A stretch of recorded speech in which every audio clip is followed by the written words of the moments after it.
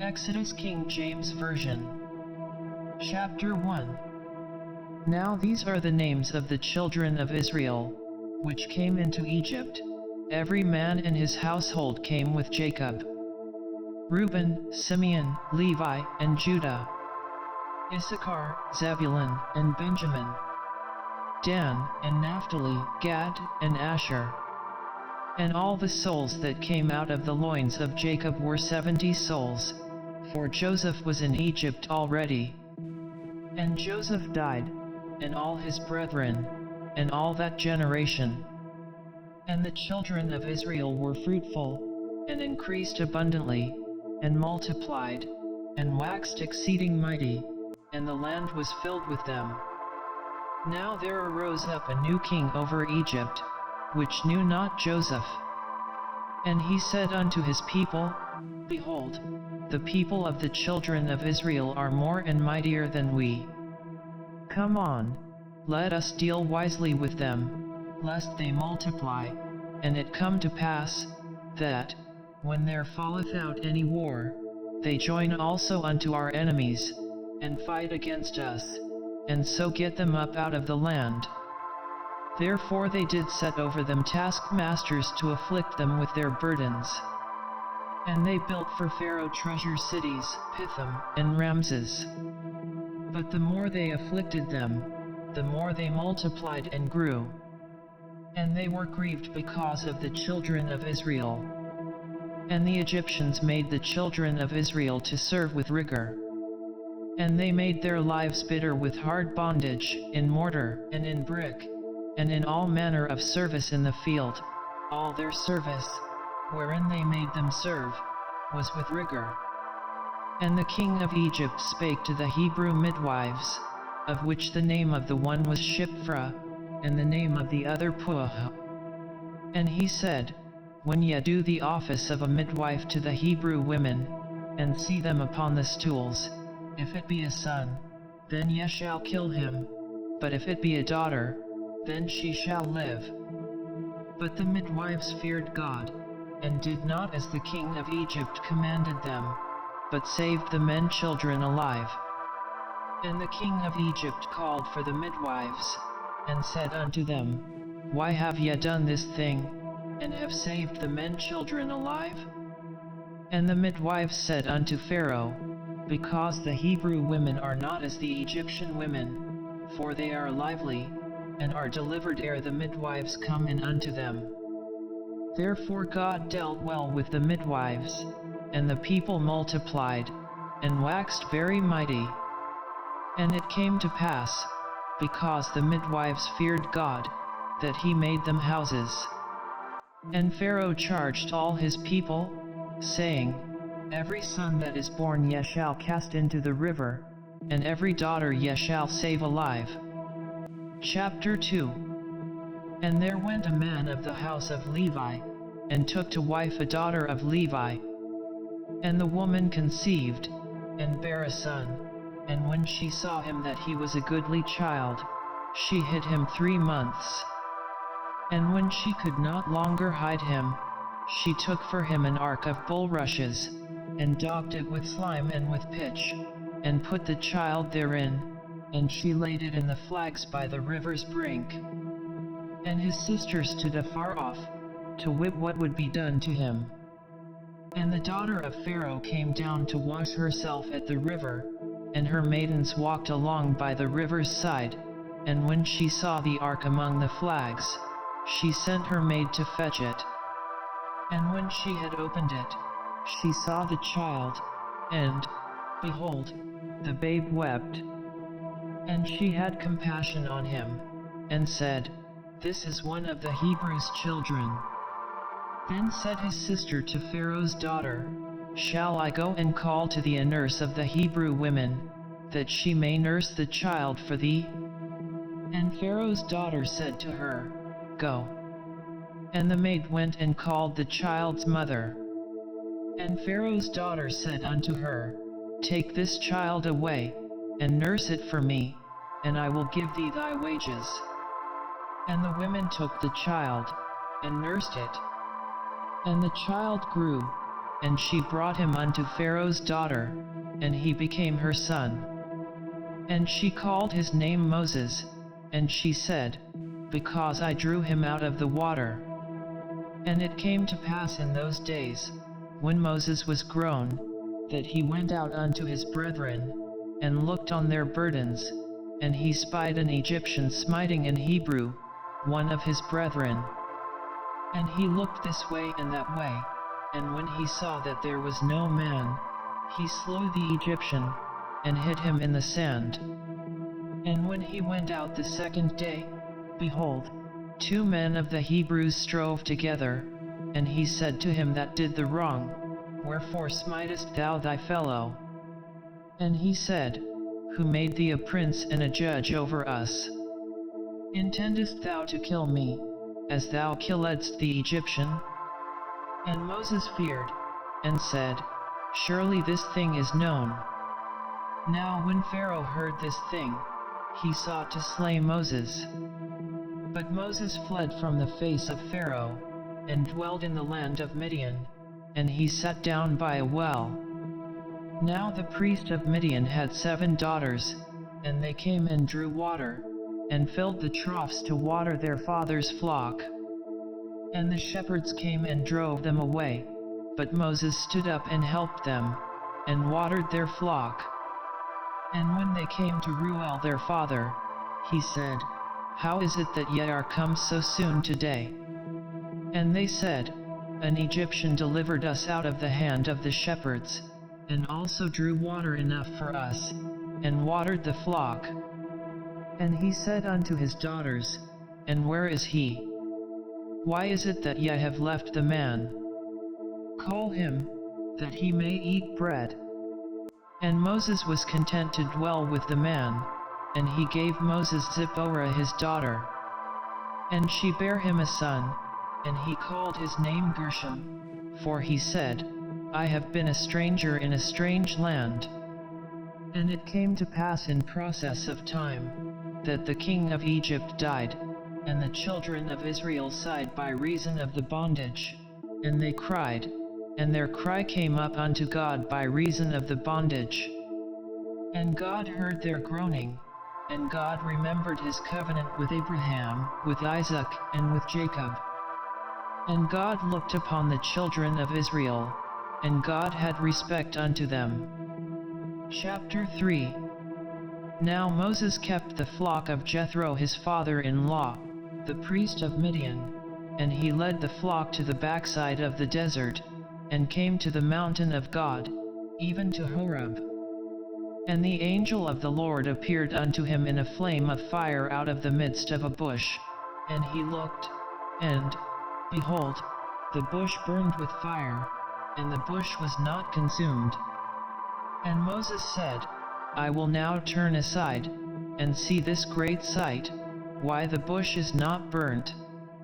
And when the Lord saw that he turned aside to see, God called unto him out of the midst of the bush, and said, Moses, Moses. And he said, Here am I. And he said, Draw not nigh hither, put off thy shoes from off thy feet, for the place whereon thou standest is holy ground. Moreover he said, I am the God of thy father, the God of Abraham, the God of Isaac, and the God of Jacob. And Moses hid his face, for he was afraid to look upon God. And the Lord said, I have surely seen the affliction of my people which are in Egypt, and have heard their cry by reason of their taskmasters, for I know their sorrows. And I am come down to deliver them out of the hand of the Egyptians, and to bring them up out of that land unto a good land and a large, unto a land flowing with milk and honey, unto the place of the Canaanites, and the Hittites, and the Amorites, and the Perizzites, and the Hivites, and the Jebusites. Now therefore, behold, the cry of the children of Israel is come unto me, and I have also seen the oppression wherewith the Egyptians oppress them. Come now therefore, and I will send thee unto Pharaoh, that thou mayest bring forth my people the children of Israel out of Egypt. And Moses said unto God, Who am I, that I should go unto Pharaoh, and that I should bring forth the children of Israel out of Egypt? And he said, Certainly I will be with thee, and this shall be a token unto thee, that I have sent thee. When thou hast brought forth the people out of Egypt, ye shall serve God upon this mountain. And Moses said unto God, Behold, when I come unto the children of Israel, and shall say unto them, The God of your fathers hath sent me unto you, and they shall say to me, What is his name? What shall I say unto them? And God said unto Moses, I am that I am. And he said, Thus shalt thou say unto the children of Israel, I am hath sent me unto you. And God said moreover unto Moses, Thus shalt thou say unto the children of Israel, The Lord God of your fathers, the God of Abraham, the God of Isaac, and the God of Jacob, hath sent me unto you. This is my name forever, and this is my memorial unto all generations. Go, and gather the elders of Israel together, and say unto them, The Lord God of your fathers, the God of Abraham, of Isaac, and of Jacob, appeared unto me, saying, I have surely visited you, and seen that which is done to you in Egypt. And I have said, I will bring you up out of the affliction of Egypt unto the land of the Canaanites, and the Hittites, and the Amorites, and the Perizzites, and the Hivites, and the Jebusites, unto a land flowing with milk and honey. And they shall hearken to thy voice, and thou shalt come, thou and the elders of Israel, unto the king of Egypt, and ye shall say unto him, The Lord God of the Hebrews hath met with us, and now let us go, we beseech thee, 3 days' journey into the wilderness, that we may sacrifice to the Lord our God. And I am sure that the king of Egypt will not let you go, no, not by a mighty hand. And I will stretch out my hand, and smite Egypt with all my wonders which I will do in the midst thereof, and after that he will let you go. And I will give this people favor in the sight of the Egyptians, and it shall come to pass, that, when ye go, ye shall not go empty. But every woman shall borrow of her neighbor, and of her that sojourneth in her house, jewels of silver, and jewels of gold, and raiment, and ye shall put them upon your sons, and upon your daughters, and ye shall spoil the Egyptians.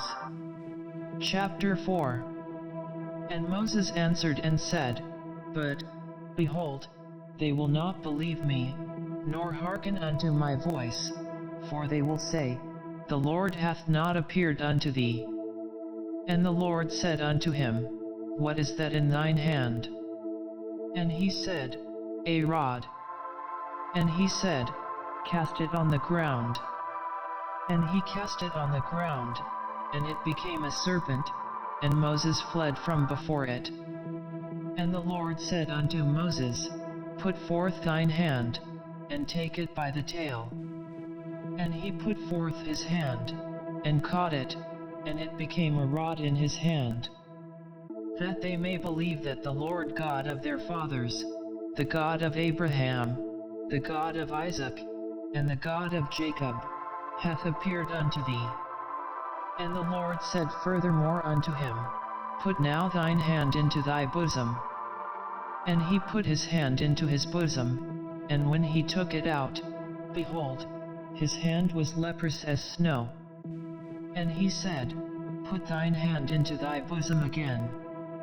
And he put his hand into his bosom again, and plucked it out of his bosom, and, behold, it was turned again as his other flesh. And it shall come to pass, if they will not believe thee, neither hearken to the voice of the first sign, that they will believe the voice of the latter sign. And it shall come to pass, if they will not believe also these 2 signs, neither hearken unto thy voice, that thou shalt take of the water of the river, and pour it upon the dry land, and the water which thou takest out of the river shall become blood upon the dry land. And Moses said unto the Lord, O my Lord, I am not eloquent, neither heretofore, nor since thou hast spoken unto thy servant, but I am slow of speech, and of a slow tongue. And the Lord said unto him, Who hath made man's mouth? Or who maketh the dumb, or deaf, or the seeing, or the blind? Have not I the Lord? Now therefore go, and I will be with thy mouth, and teach thee what thou shalt say. And he said, O my Lord, send, I pray thee, by the hand of him whom thou wilt send. And the anger of the Lord was kindled against Moses, and he said, Is not Aaron the Levite thy brother? I know that he can speak well. And also, behold, he cometh forth to meet thee, and when he seeth thee, he will be glad in his heart. And thou shalt speak unto him, and put words in his mouth, and I will be with thy mouth, and with his mouth, and will teach you what ye shall do. And he shall be thy spokesman unto the people, and he shall be, even he shall be to thee instead of a mouth, and thou shalt be to him instead of God. And thou shalt take this rod in thine hand, wherewith thou shalt do signs. And Moses went and returned to Jethro his father-in-law, and said unto him, Let me go, I pray thee, and return unto my brethren which are in Egypt, and see whether they be yet alive. And Jethro said to Moses, Go in peace. And the Lord said unto Moses in Midian, Go, return into Egypt, for all the men are dead which sought thy life.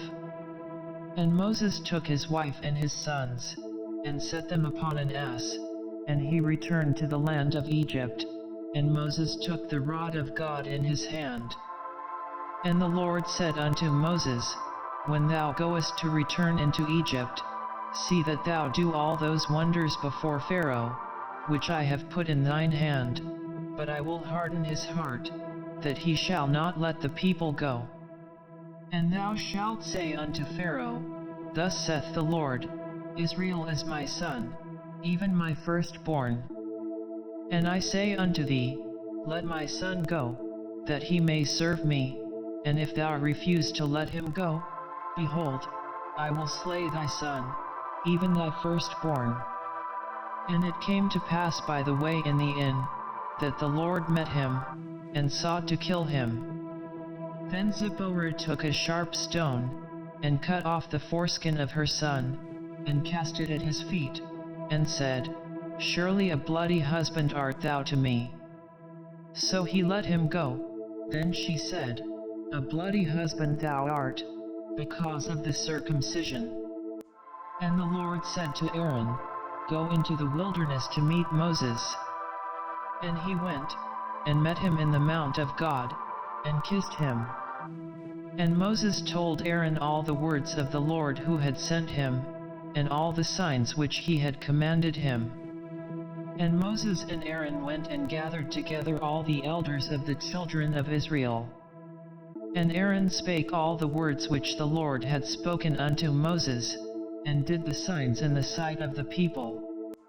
And the people believed, and when they heard that the Lord had visited the children of Israel, and that he had looked upon their affliction, then they bowed their heads and worshipped. Chapter 5. And afterward Moses and Aaron went in, and told Pharaoh, Thus saith the Lord God of Israel, Let my people go, that they may hold a feast unto me in the wilderness. And Pharaoh said, Who is the Lord, that I should obey his voice to let Israel go? I know not the Lord, neither will I let Israel go. And they said, The God of the Hebrews hath met with us, let us go, we pray thee, 3 days' journey into the desert, and sacrifice unto the Lord our God, lest he fall upon us with pestilence, or with the sword. And the king of Egypt said unto them, Wherefore do yet, Moses and Aaron? let the people from their works get you unto your burdens. And Pharaoh said, Behold, the people of the land now are many, and ye make them rest from their burdens. And Pharaoh commanded the same day the taskmasters of the people, and their officers, saying, Ye shall no more give the people straw to make brick, as heretofore, let them go and gather straw for themselves. And the tale of the bricks, which they did make heretofore, ye shall lay upon them, ye shall not diminish aught thereof, for they be idle, therefore they cry, saying, Let us go and sacrifice to our God. Let there more work be laid upon the men, that they may labor therein, and let them not regard vain words. And the taskmasters of the people went out, and their officers, and they spake to the people, saying, Thus saith Pharaoh, I will not give you straw. Go yet, get you straw where ye can find it, yet not aught of your work shall be diminished. So the people were scattered abroad throughout all the land of Egypt to gather stubble instead of straw. And the taskmasters hasted them, saying, Fulfill your works, your daily tasks, as when there was straw. And the officers of the children of Israel, which Pharaoh's taskmasters had set over them, were beaten, and demanded, Wherefore have ye not fulfilled your task in making brick both yesterday and today, as heretofore? Then the officers of the children of Israel came and cried unto Pharaoh, saying, Wherefore dealest thou thus with thy servants? There is no straw given unto thy servants, and they say to us, Make brick, and, behold, thy servants are beaten, but the fault is in thine own people. But he said, Ye are idle, therefore ye say, Let us go and do sacrifice to the Lord. Go therefore now, and work, for there shall no straw be given you, yet shall ye deliver the tale of bricks.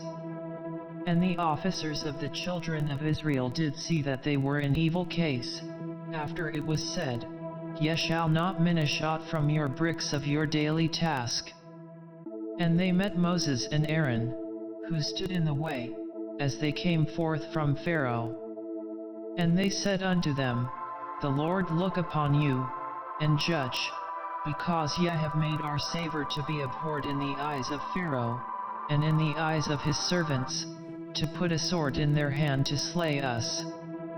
And Moses returned unto the Lord, and said, Lord, wherefore hast thou so evil entreated this people?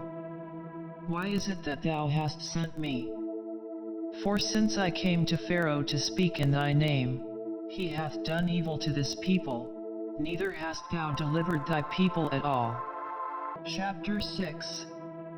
Then the Lord said unto Moses, Now shalt thou see what I will do to Pharaoh, for with a strong hand shall he let them go, and with a strong hand shall he drive them out of his land. And God spake unto Moses, and said unto him, I am the Lord. And I appeared unto Abraham, unto Isaac, and unto Jacob, by the name of God Almighty, but by my name Jehovah was I not known to them. And I have also established my covenant with them, to give them the land of Canaan, the land of their pilgrimage, wherein they were strangers. And I have also heard the groaning of the children of Israel, whom the Egyptians keep in bondage, and I have remembered my covenant. Wherefore say unto the children of Israel, I am the Lord, and I will bring you out from under the burdens of the Egyptians, and I will rid you out of their bondage, and I will redeem you with a stretched out arm, and with great judgments. And I will take you to me for a people, and I will be to you a God, and ye shall know that I am the Lord your God, which bringeth you out from under the burdens of the Egyptians. And I will bring you in unto the land, concerning the which I did swear to give it to Abraham, to Isaac, and to Jacob, and I will give it you for an heritage. I am the Lord. And Moses spake so unto the children of Israel, but they hearkened not unto Moses for anguish of spirit, and for cruel bondage. And the Lord spake unto Moses, saying, Go in, speak unto Pharaoh king of Egypt, that he let the children of Israel go out of his land. And Moses spake before the Lord, saying, Behold, the children of Israel have not hearkened unto me. How then shall Pharaoh hear me, who am of uncircumcised lips? And the Lord spake unto Moses and unto Aaron, and gave them a charge unto the children of Israel, and unto Pharaoh king of Egypt, to bring the children of Israel out of the land of Egypt. These be the heads of their fathers' houses, the sons of Reuben the firstborn of Israel, Hanok, and Palu, Hezron, and Carmi. These be the families of Reuben. And the sons of Simeon, Jemuel, and Jamin, and Ahad, and Jachin, and Zohar, and Shaul the son of a Canaanitish woman. These are the families of Simeon. And these are the names of the sons of Levi according to their generations, Gershon, and Kohat, and Merari. And the years of the life of Levi were 137 years. The sons of Gershon, Libni, and Shimei, according to their families. And the sons of Kohat, Amram, and Azar, and Hebron, and Utziel. And the years of the life of Kohat were 133 years. And the sons of Merari, Mahali and Mushi. These are the families of Levi according to their generations. And Amram took him Jochebed his father's sister to wife, and she bare him Aaron and Moses. And the years of the life of Amram were 137 years. And the sons of Izhar, Korah, and Nepheg, and Zikri. And the sons of Utziel, Misal, and Elzaphan, and Zithri. And Aaron took him Elisheva, daughter of Amminadab, sister of Nahshon, to wife, and she bare him Nadab, and Abihu, Eleazar, and Ithamar. And the sons of Korah, Asur, and Elkanah, and Abiasaph. These are the families of the Korites. And Eleazar Aaron's son took him one of the daughters of Putiel to wife, and she bare him Phinehas. These are the heads of the fathers of the Levites according to their families. These are that Aaron and Moses, to whom the Lord said, Bring out the children of Israel from the land of Egypt according to their armies. These are they which spake to Pharaoh king of Egypt, to bring out the children of Israel from Egypt. These are that Moses and Aaron. And it came to pass on the day when the Lord spake unto Moses in the land of Egypt, that the Lord spake unto Moses, saying, I am the Lord, speak thou unto Pharaoh king of Egypt all that I say unto thee. And Moses said before the Lord, Behold, I am of uncircumcised lips, and how shall Pharaoh hearken unto me? Chapter 7. And the Lord said unto Moses, See, I have made thee a god to Pharaoh, and Aaron thy brother shall be thy prophet. Thou shalt speak all that I command thee, and Aaron thy brother shall speak unto Pharaoh, that he send the children of Israel out of his land. And I will harden Pharaoh's heart, and multiply my signs and my wonders in the land of Egypt. But Pharaoh shall not hearken unto you, that I may lay my hand upon Egypt, and bring forth mine armies, and my people the children of Israel, out of the land of Egypt by great judgments. And the Egyptians shall know that I am the Lord, when I stretch forth mine hand upon Egypt, and bring out the children of Israel from among them. And Moses and Aaron did as the Lord commanded them, so did they. And Moses was 80 years old, and Aaron 83 years old, when they spake unto Pharaoh. And the Lord spake unto Moses and unto Aaron, saying, When Pharaoh shall speak unto you, saying, Shew a miracle for you, then thou shalt say unto Aaron, take thy rod, and cast it before Pharaoh, and it shall become a serpent. And Moses and Aaron went in unto Pharaoh, and they did so as the Lord had commanded, and Aaron cast down his rod before Pharaoh, and before his servants, and it became a serpent. Then Pharaoh also called the wise men and the sorcerers, now the magicians of Egypt, they also did in like manner with their enchantments. For they cast down every man his rod, and they became serpents, but Aaron's rod swallowed up their rods. And he hardened Pharaoh's heart, that he hearkened not unto them, as the Lord had said. And the Lord said unto Moses, Pharaoh's heart is hardened, he refuseth to let the people go. Get thee unto Pharaoh in the morning, lo, he goeth out unto the water, and thou shalt stand by the river's brink against he come, and the rod which was turned to a serpent shalt thou take in thine hand. And thou shalt say unto him, The Lord God of the Hebrews hath sent me unto thee, saying, Let my people go, that they may serve me in the wilderness, and, behold, hitherto thou wouldest not hear. Thus saith the Lord, In this thou shalt know that I am the Lord.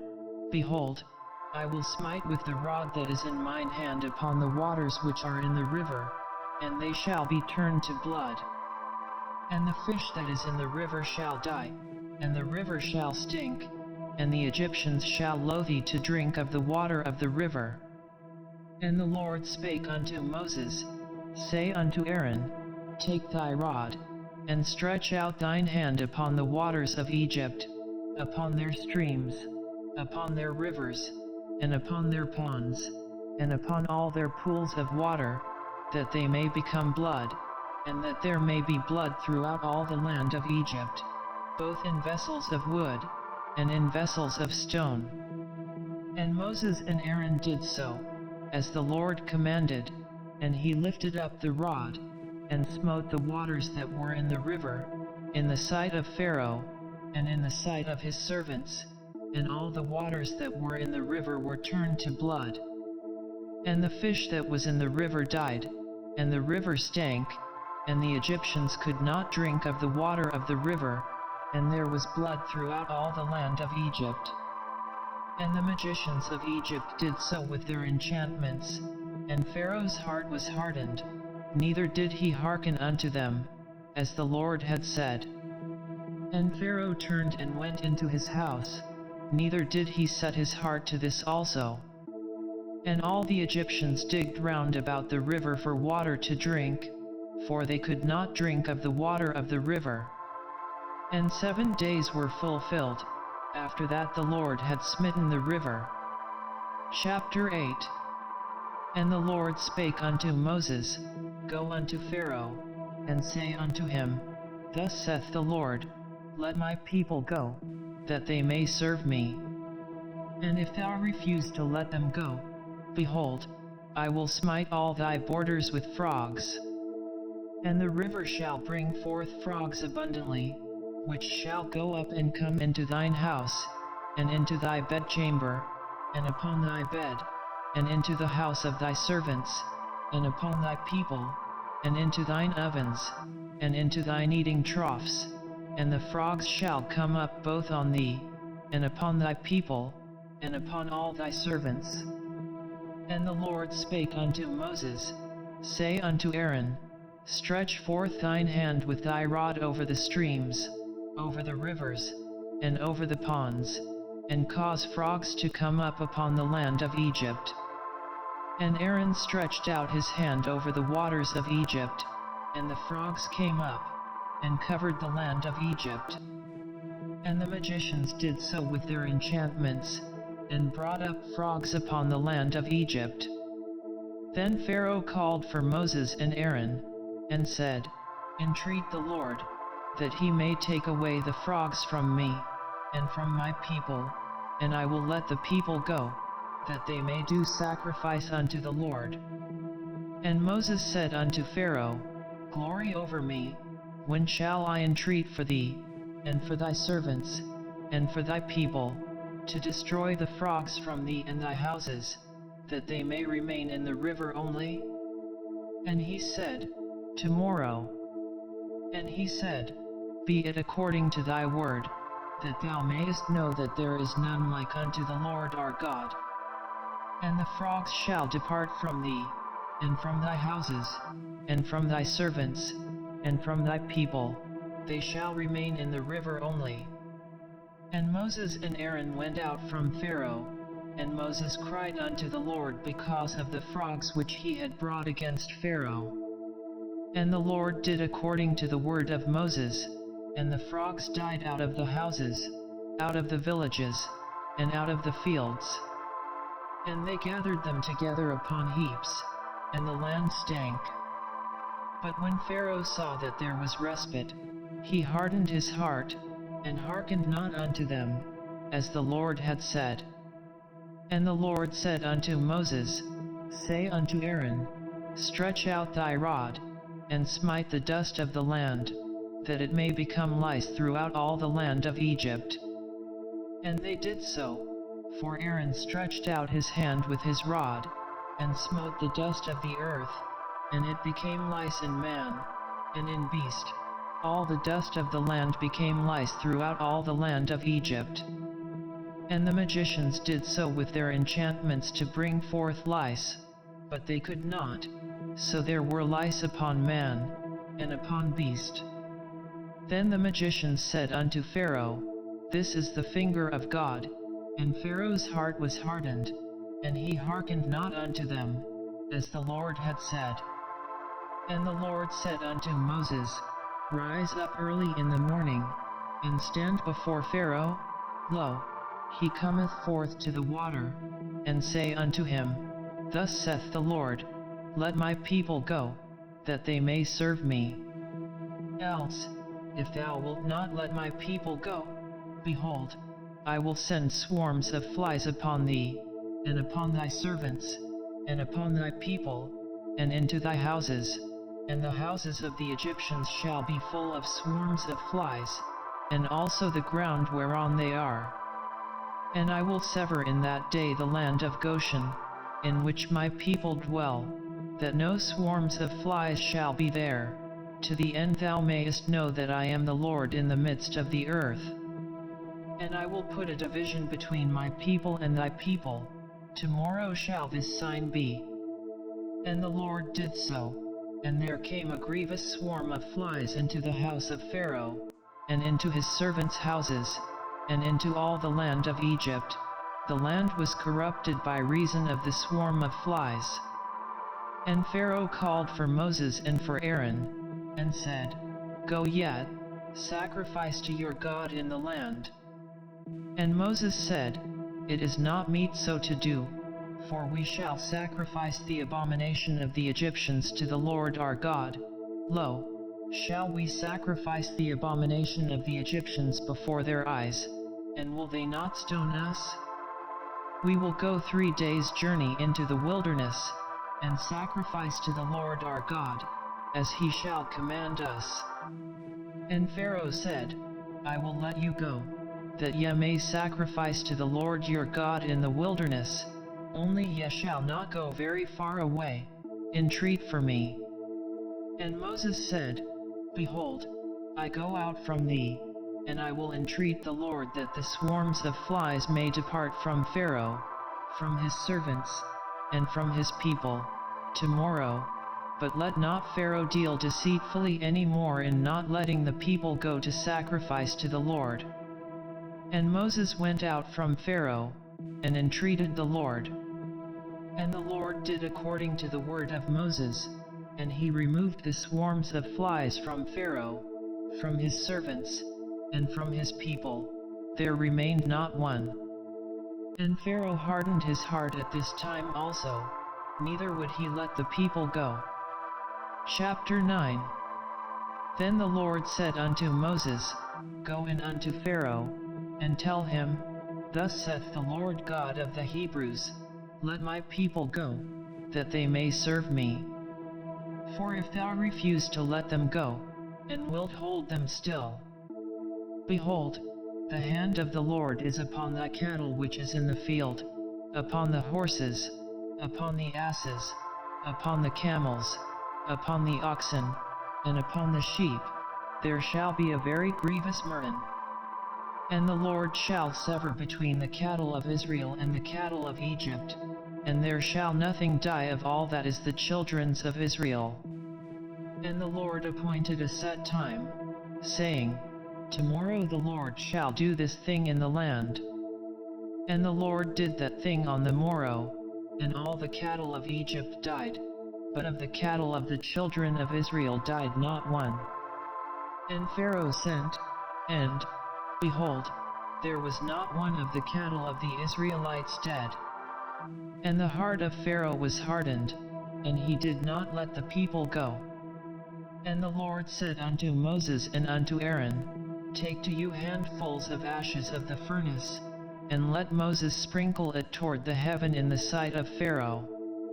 And it shall become small dust in all the land of Egypt, and shall be a boil breaking forth with blains upon man, and upon beast, throughout all the land of Egypt.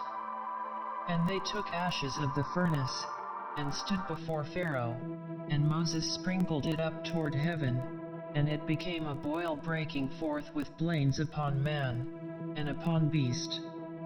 And the magicians could not stand before Moses because of the boils, for the boil was upon the magicians, and upon all the Egyptians. And the Lord hardened the heart of Pharaoh, and he hearkened not unto them, as the Lord had spoken unto Moses. And the Lord said unto Moses, Rise up early in the morning, and stand before Pharaoh, and say unto him, Thus saith the Lord God of the Hebrews, Let my people go, that they may serve me. For I will at this time send all my plagues upon thine heart, and upon thy servants, and upon thy people, that thou mayest know that there is none like me in all the earth. For now I will stretch out my hand, that I may smite thee and thy people with pestilence, and thou shalt be cut off from the earth. And in very deed for this cause have I raised thee up, for to shew in thee my power, and that my name may be declared throughout all the earth. As yet exaltest thou thyself against my people, that thou wilt not let them go? Behold, tomorrow about this time I will cause it to rain a very grievous hail, such as hath not been in Egypt since the foundation thereof even until now. Send therefore now, and gather thy cattle, and all that thou hast in the field, for upon every man and beast which shall be found in the field, and shall not be brought home, the hail shall come down upon them, and they shall die. He that feared the word of the Lord among the servants of Pharaoh made his servants and his cattle flee into the houses. And he that regarded not the word of the Lord left his servants and his cattle in the field. And the Lord said unto Moses, Stretch forth thine hand toward heaven, that there may be hail in all the land of Egypt, upon man, and upon beast, and upon every herb of the field, throughout the land of Egypt.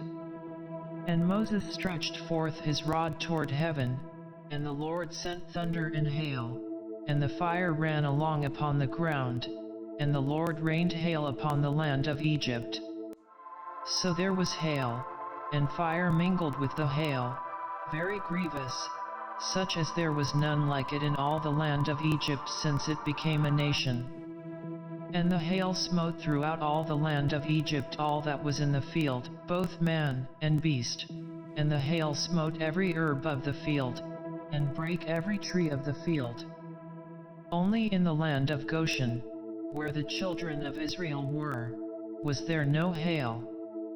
And Pharaoh sent, and called for Moses and Aaron, and said unto them, I have sinned this time, the Lord is righteous, and I and my people are wicked. Entreat the Lord, for it is enough, that there be no more mighty thunderings and hail, and I will let you go, and ye shall stay no longer. And Moses said unto him, As soon as I am gone out of the city, I will spread abroad my hands unto the Lord, and the thunder shall cease, neither shall there be any more hail, that thou mayest know how that the earth is the Lord's. But as for thee and thy servants, I know that ye will not yet fear the Lord God. And the flax and the barley was smitten, for the barley was in the ear, and the flax was bald. But the wheat and the rye were not smitten, for they were not grown up. And Moses went out of the city from Pharaoh, and spread abroad his hands unto the Lord, and the thunders and hail ceased, and the rain was not poured upon the earth. And when Pharaoh saw that the rain and the hail and the thunders were ceased, he sinned yet more, and hardened his heart, he and his servants. And the heart of Pharaoh was hardened, neither would he let the children of Israel go, as the Lord had spoken by Moses. Chapter 10. And the Lord said unto Moses, Go in unto Pharaoh, for I have hardened his heart, and the heart of his servants, that I might shew these my signs before him. And that thou mayest tell in the ears of thy son, and of thy son's son, what things I have wrought in Egypt, and my signs which I have done among them, that ye may know how that I am the Lord. And Moses and Aaron came in unto Pharaoh, and said unto him, Thus saith the Lord God of the Hebrews, How long wilt thou refuse to humble thyself before me? Let my people go, that they may serve me. Else, if thou refuse to let my people go, behold, tomorrow will I bring the locusts into thy coast. And they shall cover the face of the earth, that one cannot be able to see the earth, and they shall eat the residue of that which is escaped, which remaineth unto you from the hail, and shall eat every tree which groweth for you out of the field.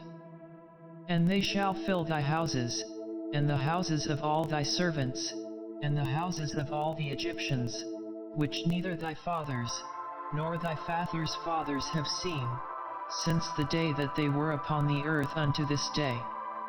And he turned himself, and went out from Pharaoh. And Pharaoh's servants said unto him, How long shall this man be a snare unto us? Let the men go, that they may serve the Lord their God. Knowest thou not yet that Egypt is destroyed? And Moses and Aaron were brought again unto Pharaoh, and he said unto them, Go, serve the Lord your God, but who are they that shall go? And Moses said, We will go with our young and with our old, with our sons and with our daughters, with our flocks and with our herds will we go, for we must hold a feast unto the Lord. And he said unto them, Let the Lord be so with you, as I will let you go, and your little ones, look to it, for evil is before you. Not so, go now ye that are men, and serve the Lord, for that ye did desire. And they were driven out from Pharaoh's presence. And the Lord said unto Moses, Stretch out thine hand over the land of Egypt for the locusts, that they may come up upon the land of Egypt, and eat every herb of the land, even all that the hail hath left. And Moses stretched forth his rod over the land of Egypt, and the Lord brought an east wind upon the land all that day, and all that night, and when it was morning, the east wind brought the locusts. And the locust went up over all the land of Egypt, and rested in all the coasts of Egypt. Very grievous were they, before them there were no such locusts as they, neither after them shall be such. For they covered the face of the whole earth, so that the land was darkened, and they did eat every herb of the land, and all the fruit of the trees which the hail had left, and there remained not any green thing in the trees, or in the herbs of the field, through all the land of Egypt. Then Pharaoh called for Moses and Aaron in haste, and he said, I have sinned against the Lord your God, and against you. Now therefore forgive, I pray thee, my sin only this once, and entreat the Lord your God, that he may take away from me this death only. And he went out from Pharaoh, and entreated the Lord. And the Lord turned a mighty strong west wind, which took away the locusts, and cast them into the Red Sea. There remained not one locust in all the coasts of Egypt. But the Lord hardened Pharaoh's heart, so that he would not let the children of Israel go. And the Lord said unto Moses, Stretch out thine hand toward heaven, that there may be darkness over the land of Egypt, even darkness which may be felt. And Moses stretched forth his hand toward heaven, and there was a thick darkness in all the land of Egypt 3 days. They saw not one another, neither rose any from his place for 3 days, but all the children of Israel had light in their dwellings. And Pharaoh called unto Moses, and said, Go yet, serve the Lord, only let your flocks and your herds be stayed, let your little ones also go with you. And Moses said, Thou must give us also sacrifices and burnt offerings, that we may sacrifice unto the Lord our God.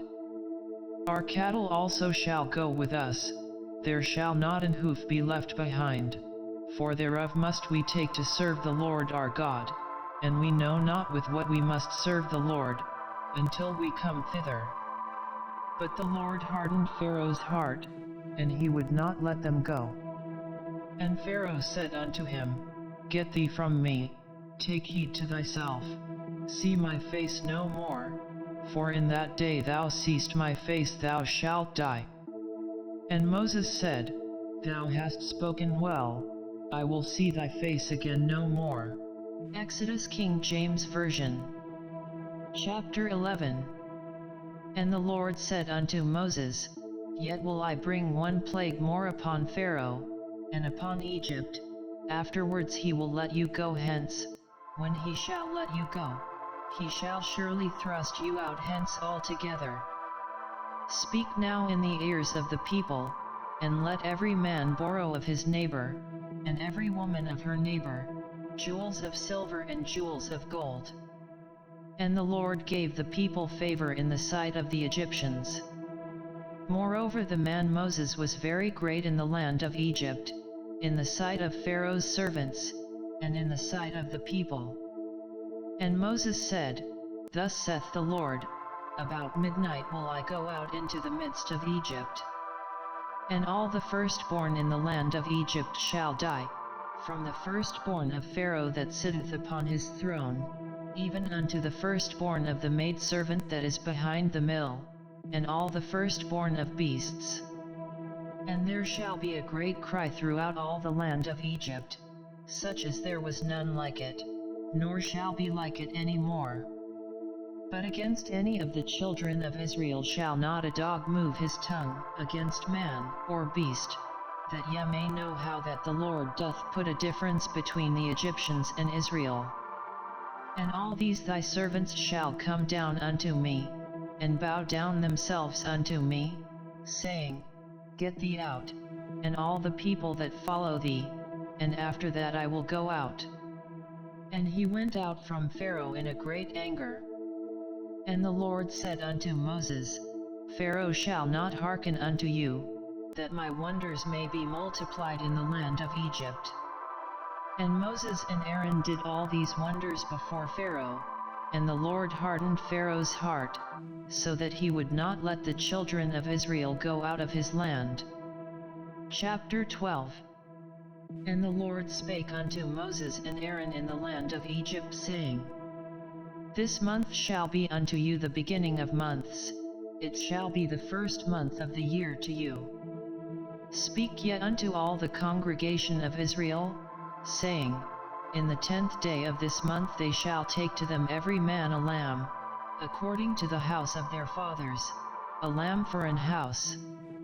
And if the household be too little for the lamb, let him and his neighbor next unto his house take it according to the number of the souls, every man according to his eating shall make your count for the lamb. Your lamb shall be without blemish, a male of the first year, ye shall take it out from the sheep, or from the goats. And ye shall keep it up until the 14th day of the same month, and the whole assembly of the congregation of Israel shall kill it in the evening. And they shall take of the blood, and strike it on the two side posts and on the upper door post of the houses, wherein they shall eat it. And they shall eat the flesh in that night, roast with fire, and unleavened bread, and with bitter herbs they shall eat it. Eat not of it raw, nor sodden at all with water, but roast with fire, his head with his legs, and with the purtenance thereof. And ye shall let nothing of it remain until the morning, and that which remaineth of it until the morning ye shall burn with fire. And thus shall ye eat it, with your loins girded, your shoes on your feet, and your staff in your hand, and ye shall eat it in haste. It is the Lord's Passover. For I will pass through the land of Egypt this night, and will smite all the firstborn in the land of Egypt, both man and beast, and against all the gods of Egypt I will execute judgment. I am the Lord. And the blood shall be to you for a token upon the houses where ye are, and when I see the blood, I will pass over you, and the plague shall not be upon you to destroy you, when I smite the land of Egypt. And this day shall be unto you for a memorial, and ye shall keep it a feast to the Lord throughout your generations. Ye shall keep it a feast by an ordinance forever. 7 days shall ye eat unleavened bread, even the first day ye shall put away leaven out of your houses, for whosoever eats leavened bread from the first day until the 7th day, that soul shall be cut off from Israel. And in the first day there shall be an holy convocation, and in the 7th day there shall be an holy convocation to you. No manner of work shall be done in them, save that which every man must eat, that only may be done of you. And ye shall observe the feast of unleavened bread, for in this self-same day have I brought your armies out of the land of Egypt. Therefore shall ye observe this day in your generations by an ordinance forever. In the first month, on the 14th day of the month at even, ye shall eat unleavened bread, until the 21st day of the month at even. 7 days shall there be no leaven found in your houses, for whosoever eats that which is leavened, even that soul shall be cut off from the congregation of Israel, whether he be a stranger, or born in the land. Ye shall eat nothing leavened, in all your habitations shall ye eat unleavened bread. Then Moses called for all the elders of Israel, and said unto them, Draw out and take you a lamb according to your families, and kill the Passover. And ye shall take a bunch of hyssop, and dip it in the blood that is in the basin, and strike the lintel and the two side posts with the blood that is in the basin, and none of you shall go out at the door of his house until the morning. For the Lord will pass through to smite the Egyptians, and when he seeth the blood upon the lintel, and on the two side posts, the Lord will pass over the door, and will not suffer the destroyer to come in unto your houses to smite you. And ye shall observe this thing for an ordinance to thee and to thy sons forever. And it shall come to pass, when ye be come to the land which the Lord will give you, according as he hath promised, that ye shall keep this service. And it shall come to pass, when your children shall say unto you, What mean ye by this service? That ye shall say, It is the sacrifice of the Lord's Passover, who passed over the houses of the children of Israel in Egypt, when he smote the Egyptians, and delivered our houses. And the people bowed the head and worshipped. And the children of Israel went away, and did as the Lord had commanded Moses and Aaron, so did they. And it came to pass, that at midnight the Lord smote all the firstborn in the land of Egypt, from the firstborn of Pharaoh that sat on his throne unto the firstborn of the captive that was in the dungeon, and all the firstborn of cattle. And Pharaoh rose up in the night, he, and all his servants, and all the Egyptians, and there was a great cry in Egypt, for there was not a house where there was not one dead. And he called for Moses and Aaron by night, and said, Rise up, and get you forth from among my people, both ye and the children of Israel, and go, serve the Lord, as ye have said. Also take your flocks and your herds, as ye have said, and be gone, and bless me also. And the Egyptians were urgent upon the people, that they might send them out of the land in haste, for they said, We be all dead men. And the people took their dough before it was leavened, their kneading troughs being bound up in their clothes upon their shoulders. And the children of Israel did according to the word of Moses, and they borrowed of the Egyptians jewels of silver, and jewels of gold, and raiment. And the Lord gave the people favor in the sight of the Egyptians, so that they lent unto them such things as they required. And they spoiled the Egyptians. And the children of Israel journeyed from Ramesses to Succoth, about 600,000 on foot that were men, beside children. And a mixed multitude went up also with them, and flocks, and herds, even very much cattle. And they baked unleavened cakes of the dough which they brought forth out of Egypt, for it was not leavened, because they were thrust out of Egypt, and could not tarry, neither had they prepared for themselves any victual. Now the sojourning of the children of Israel, who dwelt in Egypt, was 430 years. And it came to pass at the end of the 430 years, even the selfsame day it came to pass, that all the hosts of the Lord went out from the land of Egypt. It is a night to be much observed unto the Lord for bringing them out from the land of Egypt. This is that night of the Lord to be observed of all the children of Israel in their generations. And the Lord said unto Moses and Aaron, This is the ordinance of the Passover, there shall no stranger eat thereof. But every man's servant that is bought for money, when thou hast circumcised him, then shall he eat thereof. A foreigner and an hired servant shall not eat thereof. In one house shall it be eaten, thou shalt not carry forth aught of the flesh abroad out of the house, neither shall ye break a bone thereof. All the congregation of Israel shall keep it. And when a stranger shall sojourn with thee, and will keep the Passover to the Lord, let all his males be circumcised, and then let him come near and keep it, and he shall be as one that is born in the land, for no uncircumcised person shall eat thereof. One law shall be to him that is homeborn, and unto the stranger that sojourneth among you. Thus did all the children of Israel, as the Lord commanded Moses and Aaron, so did they. And it came to pass the selfsame day, that the Lord did bring the children of Israel out of the land of Egypt by their armies. Chapter 13.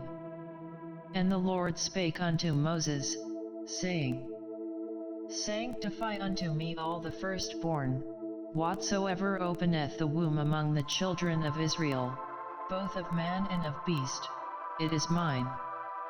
And Moses said unto the people, Remember this day, in which ye came out from Egypt, out of the house of bondage, for by strength of hand the Lord brought you out from this place, there shall no leavened bread be eaten.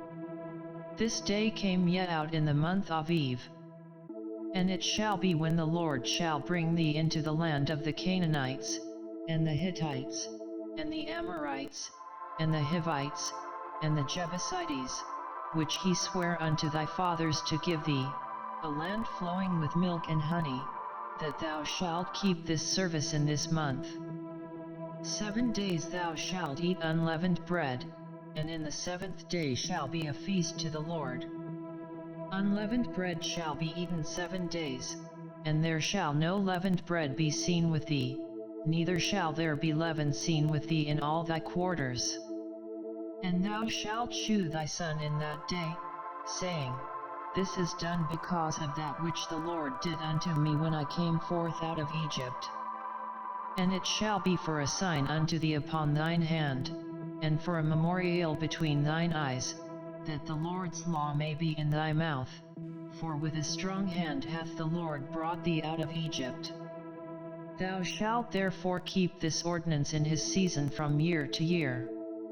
And it shall be when the Lord shall bring thee into the land of the Canaanites, as he sware unto thee and to thy fathers, and shall give it thee, that thou shalt set apart unto the Lord all that openeth the matrix, and every firstling that cometh of a beast which thou hast, the male shall be the Lord's. And every firstling of an ass thou shalt redeem with a lamb, and if thou wilt not redeem it, then thou shalt break his neck, and all the firstborn of man among thy children shalt thou redeem. And it shall be when thy son asketh thee in time to come, saying, What is this? That thou shalt say unto him, By strength of hand the Lord brought us out from Egypt, from the house of bondage. And it came to pass, when Pharaoh would hardly let us go, that the Lord slew all the firstborn in the land of Egypt, both the firstborn of man, and the firstborn of beast. Therefore I sacrifice to the Lord all that openeth the matrix, being males, but all the firstborn of my children I redeem. And it shall be for a token upon thine hand, and for frontlets between thine eyes, for by strength of hand the Lord brought us forth out of Egypt. And it came to pass, when Pharaoh had let the people go, that God led them not through the way of the land of the Philistines, although that was near, for God said, Lest peradventure the people repent when they see war, and they return to Egypt. But God led the people about, through the way of the wilderness of the Red Sea, and the children of Israel went up harnessed out of the land of Egypt. And Moses took the bones of Joseph with him, for he had straitly sworn the children of Israel, saying, God will surely visit you, and ye shall carry up my bones away hence with you. And they took their journey from Succoth, and encamped in Etham, in the edge of the wilderness. And the Lord went before them by day in a pillar of a cloud, to lead them the way, and by night in a pillar of fire, to give them light, to go by day and night. He took not away the pillar of the cloud by day, nor the pillar of fire by night, from before the people. Chapter 14. And the Lord spake unto Moses, saying, Speak unto the children of Israel, that they turn and encamp before Pihahiroth, between Migdol and the sea, over against Baal-Zephon, before it shall yet encamp by the sea. For Pharaoh will say of the children of Israel, They are entangled in the land, the wilderness hath shut them in. And I will harden Pharaoh's heart, that he shall follow after them, and I will be honored upon Pharaoh, and upon all his host, that the Egyptians may know that I am the Lord. And they did so. And it was told the king of Egypt that the people fled, and the heart of Pharaoh and of his servants was turned against the people, and they said, Why have we done this, that we have let Israel go from serving us? And he made ready his chariot, and took his people with him. And he took 600 chosen chariots, and all the chariots of Egypt, and captains over every one of them. And the Lord hardened the heart of Pharaoh king of Egypt, and he pursued after the children of Israel, and the children of Israel went out with an high hand. But the Egyptians pursued after them, all the horses and chariots of Pharaoh, and his horsemen, and his army, and overtook them encamping by the sea, beside Pihahiroth, before Baal-Zephon. And when Pharaoh drew nigh, the children of Israel lifted up their eyes, and, behold, the Egyptians marched after them, and they were sore afraid, and the children of Israel cried out unto the Lord. And they said unto Moses, Because there were no graves in Egypt, hast thou taken us away to die in the wilderness? Wherefore hast thou dealt thus with us, to carry us forth out of Egypt. Is not this the word that we did tell thee in Egypt, saying, Let us alone, that we may serve the Egyptians? For it had been better for us to serve the Egyptians, than that we should die in the wilderness. And Moses said unto the people, Fear ye not, stand still, and see the salvation of the Lord, which he will shew to you today. For the Egyptians whom ye have seen today, ye shall see them again no more forever. The Lord shall fight for you, and ye shall hold your peace. And the Lord said unto Moses, Wherefore criest thou unto me? Speak unto the children of Israel, that they go forward. But lift thou up thy rod, and stretch out thine hand over the sea, and divide it, and the children of Israel shall go on dry ground through the midst of the sea. And I, behold, I will harden the hearts of the Egyptians, and they shall follow them, and I will get me honor upon Pharaoh, and upon all his host, upon his chariots, and upon his horsemen. And the Egyptians shall know that I am the Lord, when I have gotten me honor upon Pharaoh, upon his chariots, and upon his horsemen. And the angel of God, which went before the camp of Israel, removed and went behind them, and the pillar of the cloud went from before their face, and stood behind them. And it came between the camp of the Egyptians and the camp of Israel, and it was a cloud and darkness to them, but it gave light by night to these, so that the one came not near the other all the night. And Moses stretched out his hand over the sea, and the Lord caused the sea to go back by a strong east wind all that night, and made the sea dry land, and the waters were divided. And the children of Israel went into the midst of the sea upon the dry ground, and the waters were a wall unto them on their right hand, and on their left. And the Egyptians pursued, and went in after them to the midst of the sea, even all Pharaoh's horses, his chariots, and his horsemen. And it came to pass, that in the morning watch the Lord looked unto the host of the Egyptians through the pillar of fire and of the cloud, and troubled the host of the Egyptians, and took off their chariot wheels, that they drave them heavily, so that the Egyptians said, Let us flee from the face of Israel, for the Lord fighteth for them against the Egyptians. And the Lord said unto Moses, Stretch out thine hand over the sea, that the waters may come again upon the Egyptians, upon their chariots, and upon their horsemen. And Moses stretched forth his hand over the sea, and the sea returned to his strength when the morning appeared, and the Egyptians fled against it, and the Lord overthrew the Egyptians in the midst of the sea. And the waters returned, and covered the chariots, and the horsemen, and all the host of Pharaoh that came into the sea after them, there remained not so much as one of them. But the children of Israel walked upon dry land in the midst of the sea, and the waters were a wall unto them on their right hand, and on their left. Thus the Lord saved Israel that day out of the hand of the Egyptians, and Israel saw the Egyptians dead upon the sea shore. And Israel saw that great work which the Lord did upon the Egyptians, and the people feared the Lord, and believed the Lord, and his servant Moses. Chapter 15. Then sang Moses and the children of Israel this song unto the Lord, and spake, saying, I will sing unto the Lord, for he hath triumphed gloriously, the horse and his rider hath he thrown into the sea. The Lord is my strength and song, and he is become my salvation. He is my God, and I will prepare him an habitation, my father's God, and I will exalt him. The Lord is a man of war, the Lord is his name.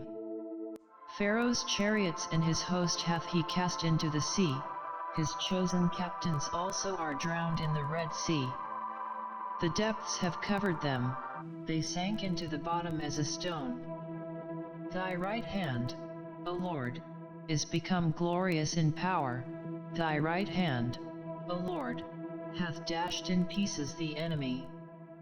And in the greatness of thine excellency thou hast overthrown them that rose up against thee, thou sentest forth thy wrath, which consumed them as stubble. And with the blast of thy nostrils the waters were gathered together, the floods stood upright as an heap, and the depths were congealed in the heart of the sea. The enemy said, I will pursue, I will overtake, I will divide the spoil, my lust shall be satisfied upon them, I will draw my sword, my hand shall destroy them. Thou didst blow with thy wind, the sea covered them, they sank as lead in the mighty waters. Who is like unto thee, O Lord, among the gods? Who is like thee, glorious in holiness, fearful in praises, doing wonders? Thou stretchedst out thy right hand, the earth swallowed them. Thou in thy mercy hast led forth the people which thou hast redeemed, thou hast guided them in thy strength unto thy holy habitation. The people shall hear, and be afraid, sorrow shall take hold on the inhabitants of Palestina. Then the dukes of Edom shall be amazed, the mighty men of Moab, trembling shall take hold upon them, all the inhabitants of Canaan shall melt away.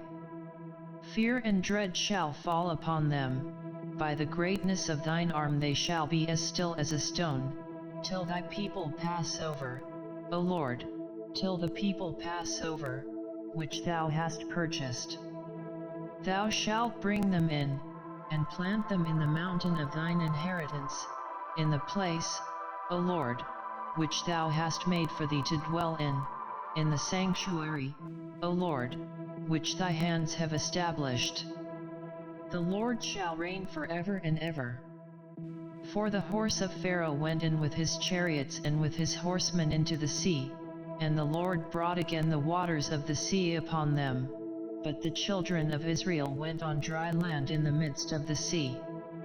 And Miriam the prophetess, the sister of Aaron, took a timbrel in her hand, and all the women went out after her with timbrels and with dances. And Miriam answered them, Sing yet to the Lord, for he hath triumphed gloriously, the horse and his rider hath he thrown into the sea. So Moses brought Israel from the Red Sea, and they went out into the wilderness of Shur, and they went 3 days in the wilderness, and found no water. And when they came to Marah, they could not drink of the waters of Marah, for they were bitter, therefore the name of it was called Marah. And the people murmured against Moses, saying, What shall we drink?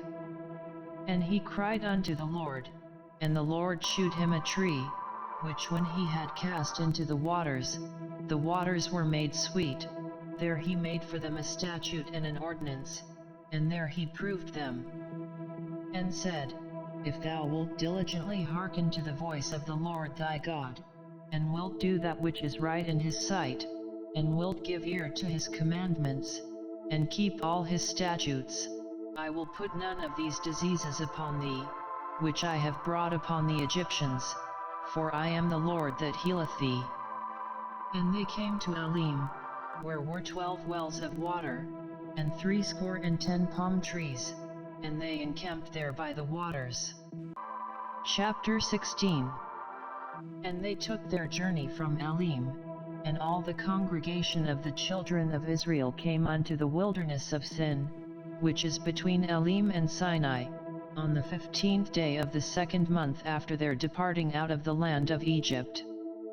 And the whole congregation of the children of Israel murmured against Moses and Aaron in the wilderness, and the children of Israel said unto them, Would to God we had died by the hand of the Lord in the land of Egypt, when we sat by the flesh pots, and when we did eat bread to the full, for ye have brought us forth into this wilderness, to kill this whole assembly with hunger. Then said the Lord unto Moses, Behold, I will rain bread from heaven for you, and the people shall go out and gather a certain rate every day, that I may prove them, whether they will walk in my law, or no. And it shall come to pass, that on the 6th day they shall prepare that which they bring in, and it shall be twice as much as they gather daily.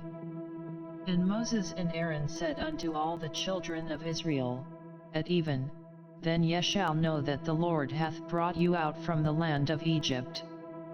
And in the morning, then ye shall see the glory of the Lord, for that he heareth your murmurings against the Lord. And what are we, that ye murmur against us? And Moses said, This shall be, when the Lord shall give you in the evening flesh to eat, and in the morning bread to the full, for that the Lord heareth your murmurings which ye murmur against him. And what are we? Your murmurings are not against us, but against the Lord. And Moses spake unto Aaron, Say unto all the congregation of the children of Israel, Come near before the Lord, for he hath heard your murmurings. And it came to pass, as Aaron spake unto the whole congregation of the children of Israel, that they looked toward the wilderness, and, behold, the glory of the Lord appeared in the cloud. And the Lord spake unto Moses, saying, I have heard the murmurings of the children of Israel. Speak unto them, saying, At even ye shall eat flesh, and in the morning ye shall be filled with bread, and ye shall know that I am the Lord your God. And it came to pass, that at even the quails came up, and covered the camp, and in the morning the dew lay round about the host. And when the dew that lay was gone up, behold, upon the face of the wilderness there lay a small round thing, as small as the hoarfrost on the ground. And when the children of Israel saw it, they said one to another, It is manna, for they wist not what it was. And Moses said unto them, This is the bread which the Lord hath given you to eat. This is the thing which the Lord hath commanded, gather of it every man according to his eating, an omer for every man, according to the number of your persons, take yet every man for them which are in his tents. And the children of Israel did so, and gathered, some more, some less.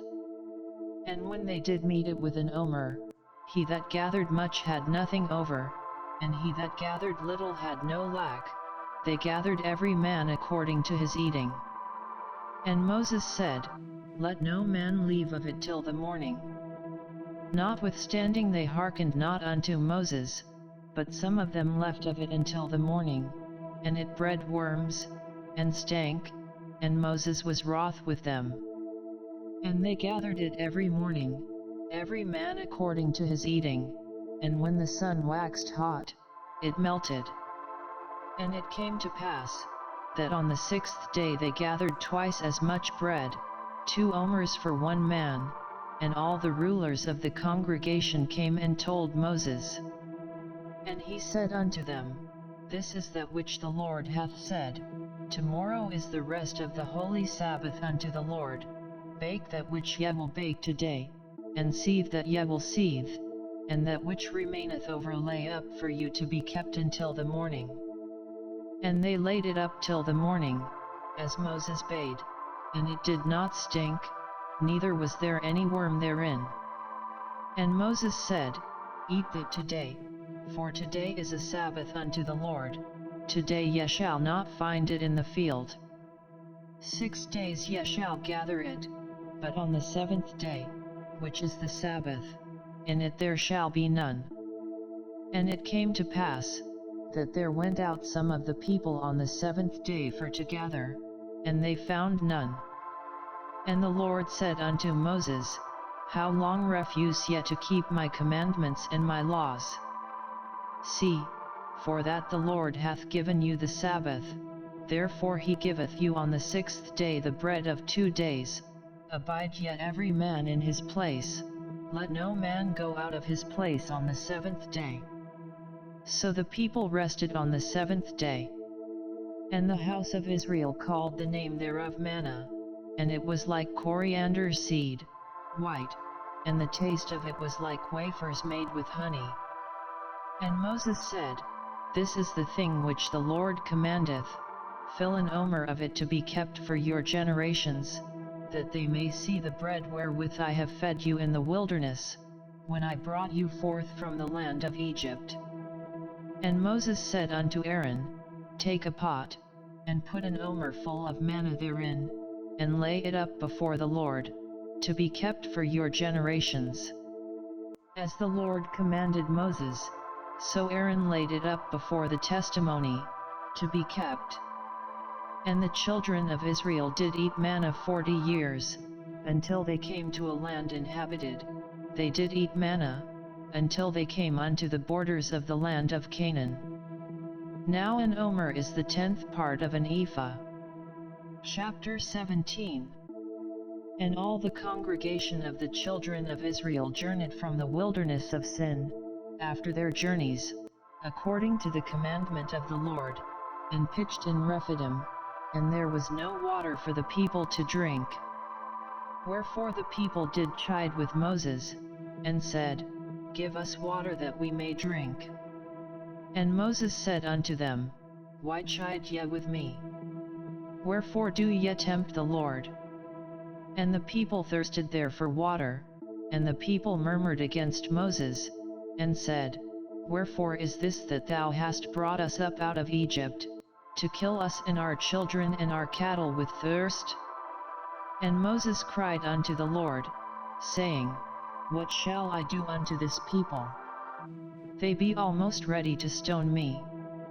And the Lord said unto Moses, Go on before the people, and take with thee of the elders of Israel, and thy rod, wherewith thou smotest the river, take in thine hand, and go. Behold, I will stand before thee there upon the rock in Horeb, and thou shalt smite the rock, and there shall come water out of it, that the people may drink. And Moses did so in the sight of the elders of Israel. And he called the name of the place Massah, and Meribah, because of the chiding of the children of Israel, and because they tempted the Lord, saying, Is the Lord among us, or not? Then came Amalek, and fought with Israel in Rephidim. And Moses said unto Joshua, Choose us out men, and go out, fight with Amalek. Tomorrow I will stand on the top of the hill with the rod of God in mine hand.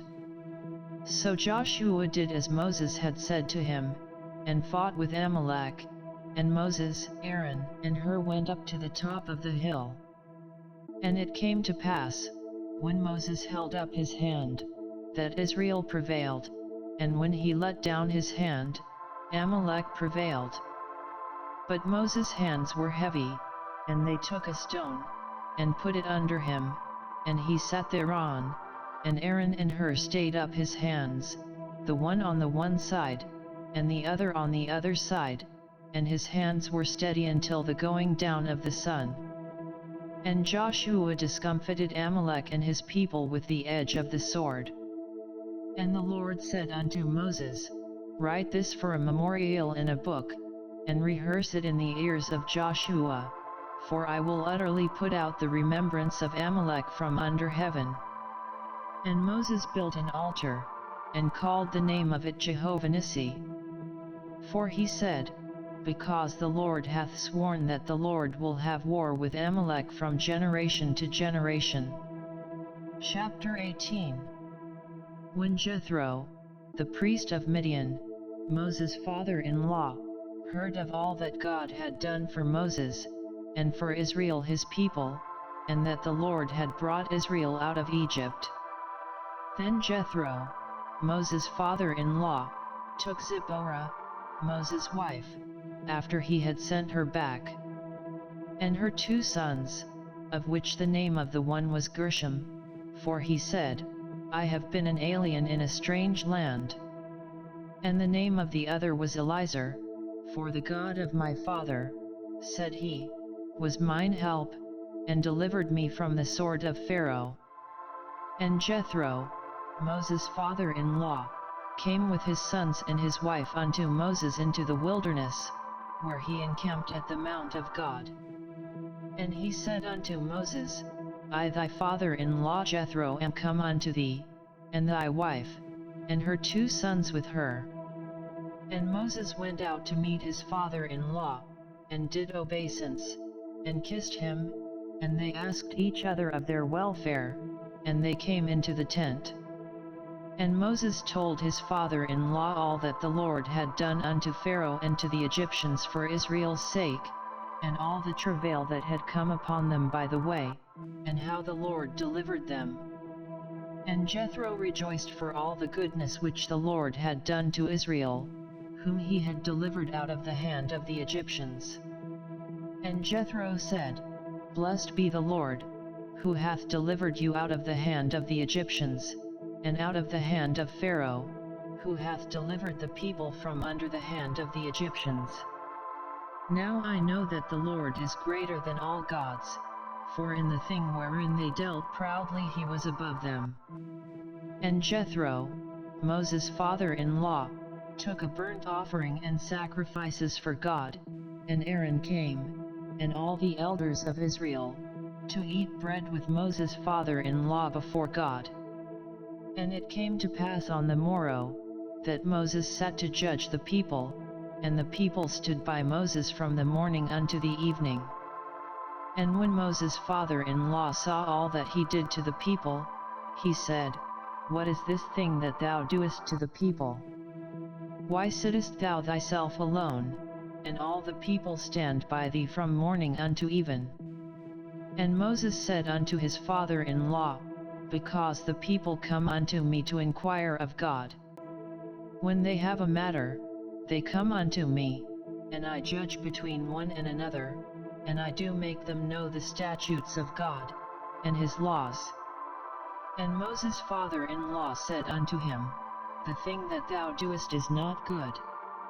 Thou wilt surely wear away, both thou, and this people that is with thee, for this thing is too heavy for thee, thou art not able to perform it thyself alone.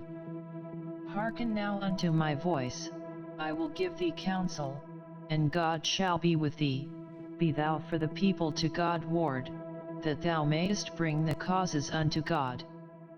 And thou shalt teach them ordinances and laws, and shalt shew them the way wherein they must walk, and the work that they must do. Moreover thou shalt provide out of all the people able men, such as fear God, men of truth, hating covetousness, and place such over them, to be rulers of thousands, and rulers of hundreds, rulers of 50s, and rulers of 10s. And let them judge the people at all seasons, and it shall be, that every great matter they shall bring unto thee, but every small matter they shall judge, so shall it be easier for thyself, and they shall bear the burden with thee. If thou shalt do this thing, and God command thee so, then thou shalt be able to endure, and all this people shall also go to their place in peace. So Moses hearkened to the voice of his father-in-law, and did all that he had said. And Moses chose able men out of all Israel, and made them heads over the people, rulers of thousands, rulers of hundreds, rulers of 50s, and rulers of 10s. And they judged the people at all seasons, the hard causes they brought unto Moses, but every small matter they judged themselves. And Moses let his father-in-law depart, and he went his way into his own land. Chapter 19. In the 3rd month, when the children of Israel were gone forth out of the land of Egypt, the same day came they into the wilderness of Sinai. For they were departed from Rephidim, and were come to the desert of Sinai, and had pitched in the wilderness, and there Israel camped before the mount.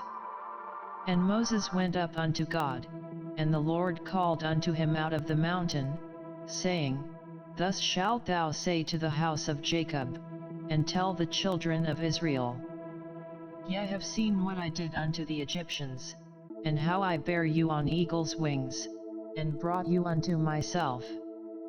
Now therefore, if ye will obey my voice indeed, and keep my covenant, then ye shall be a peculiar treasure unto me above all people, for all the earth is mine.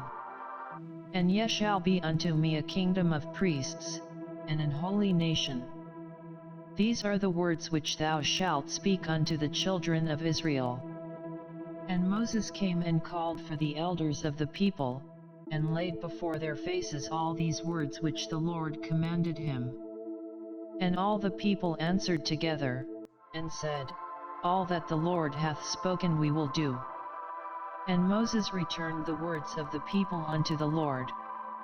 And the Lord said unto Moses, Lo, I come unto thee in a thick cloud, that the people may hear when I speak with thee, and believe thee forever.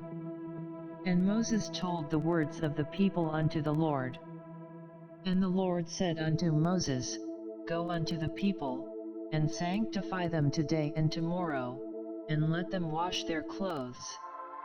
And be ready against the third day, for the third day the Lord will come down in the sight of all the people upon Mount Sinai. And thou shalt set bounds unto the people round about, saying, Take heed to yourselves, that ye go not up into the mount, or touch the border of it. Whosoever toucheth the mount shall be surely put to death. There shall not an hand touch it, but he shall surely be stoned, or shot through, whether it be beast or man, it shall not live. When the trumpet soundeth long, they shall come up to the mount. And Moses went down from the mount unto the people, and sanctified the people, and they washed their clothes. And he said unto the people, Be ready against the third day, come not at your wives. And it came to pass on the third day in the morning, that there were thunders and lightnings, and a thick cloud upon the mount, and the voice of the trumpet exceeding loud, so that all the people that was in the camp trembled. And Moses brought forth the people out of the camp to meet with God, and they stood at the nether part of the mount. And Mount Sinai was altogether on a smoke, because the Lord descended upon it in fire, and the smoke thereof ascended as the smoke of a furnace, and the whole mount quaked greatly. And when the voice of the trumpet sounded long, and waxed louder and louder, Moses spake, and God answered him by a voice. And the Lord came down upon Mount Sinai, on the top of the mount, and the Lord called Moses up to the top of the mount, and Moses went up. And the Lord said unto Moses, Go down, charge the people, lest they break through unto the Lord to gaze, and many of them perish. And let the priests also, which come near to the Lord, sanctify themselves, lest the Lord break forth upon them. And Moses said unto the Lord, The people cannot come up to Mount Sinai, for thou chargedst us, saying, Set bounds about the mount, and sanctify it. And the Lord said unto him, Away, get thee down, and thou shalt come up, thou, and Aaron with thee, but let not the priests and the people break through to come up unto the Lord, lest he break forth upon them. So Moses went down unto the people, and spake unto them. Chapter 20. And God spake all these words, saying, I am the Lord thy God, which have brought thee out of the land of Egypt, out of the house of bondage. Thou shalt have no other gods before me. Thou shalt not make unto thee any graven image, or any likeness of anything that is in heaven above, or that is in the earth beneath, or that is in the water under the earth. Thou shalt not bow down thyself to them, nor serve them, for I the Lord thy God am a jealous God, visiting the iniquity of the fathers upon the children unto the third and fourth generation of them that hate me, and shewing mercy unto thousands of them that love me, and keep my commandments. Thou shalt not take the name of the Lord thy God in vain, for the Lord will not hold him guiltless that taketh his name in vain. Remember the Sabbath day, to keep it holy. 6 days shalt thou labor, and do all thy work. But the seventh day is the Sabbath of the Lord thy God. In it thou shalt not do any work, thou, nor thy son, nor thy daughter, thy manservant, nor thy maidservant, nor thy cattle, nor thy stranger that is within thy gates. For in 6 days the Lord made heaven and earth, the sea, and all that in them is, and rested the 7th day, wherefore the Lord blessed the Sabbath day, and hallowed it. Honor thy father and thy mother, that thy days may be long upon the land which the Lord thy God giveth thee. Thou shalt not kill. Thou shalt not commit adultery. Thou shalt not steal. Thou shalt not bear false witness against thy neighbor. Thou shalt not covet thy neighbor's house. Thou shalt not covet thy neighbor's wife, nor his manservant, nor his maidservant, nor his ox, nor his ass, nor anything that is thy neighbor's. And all the people saw the thunderings, and the lightnings, and the noise of the trumpet, and the mountain smoking, and when the people saw it, they removed, and stood afar off. And they said unto Moses, Speak thou with us, and we will hear, but let not God speak with us, lest we die. And Moses said unto the people, Fear not, for God is come to prove you, and that his fear may be before your faces, that ye sin not. And the people stood afar off, and Moses drew near unto the thick darkness where God was.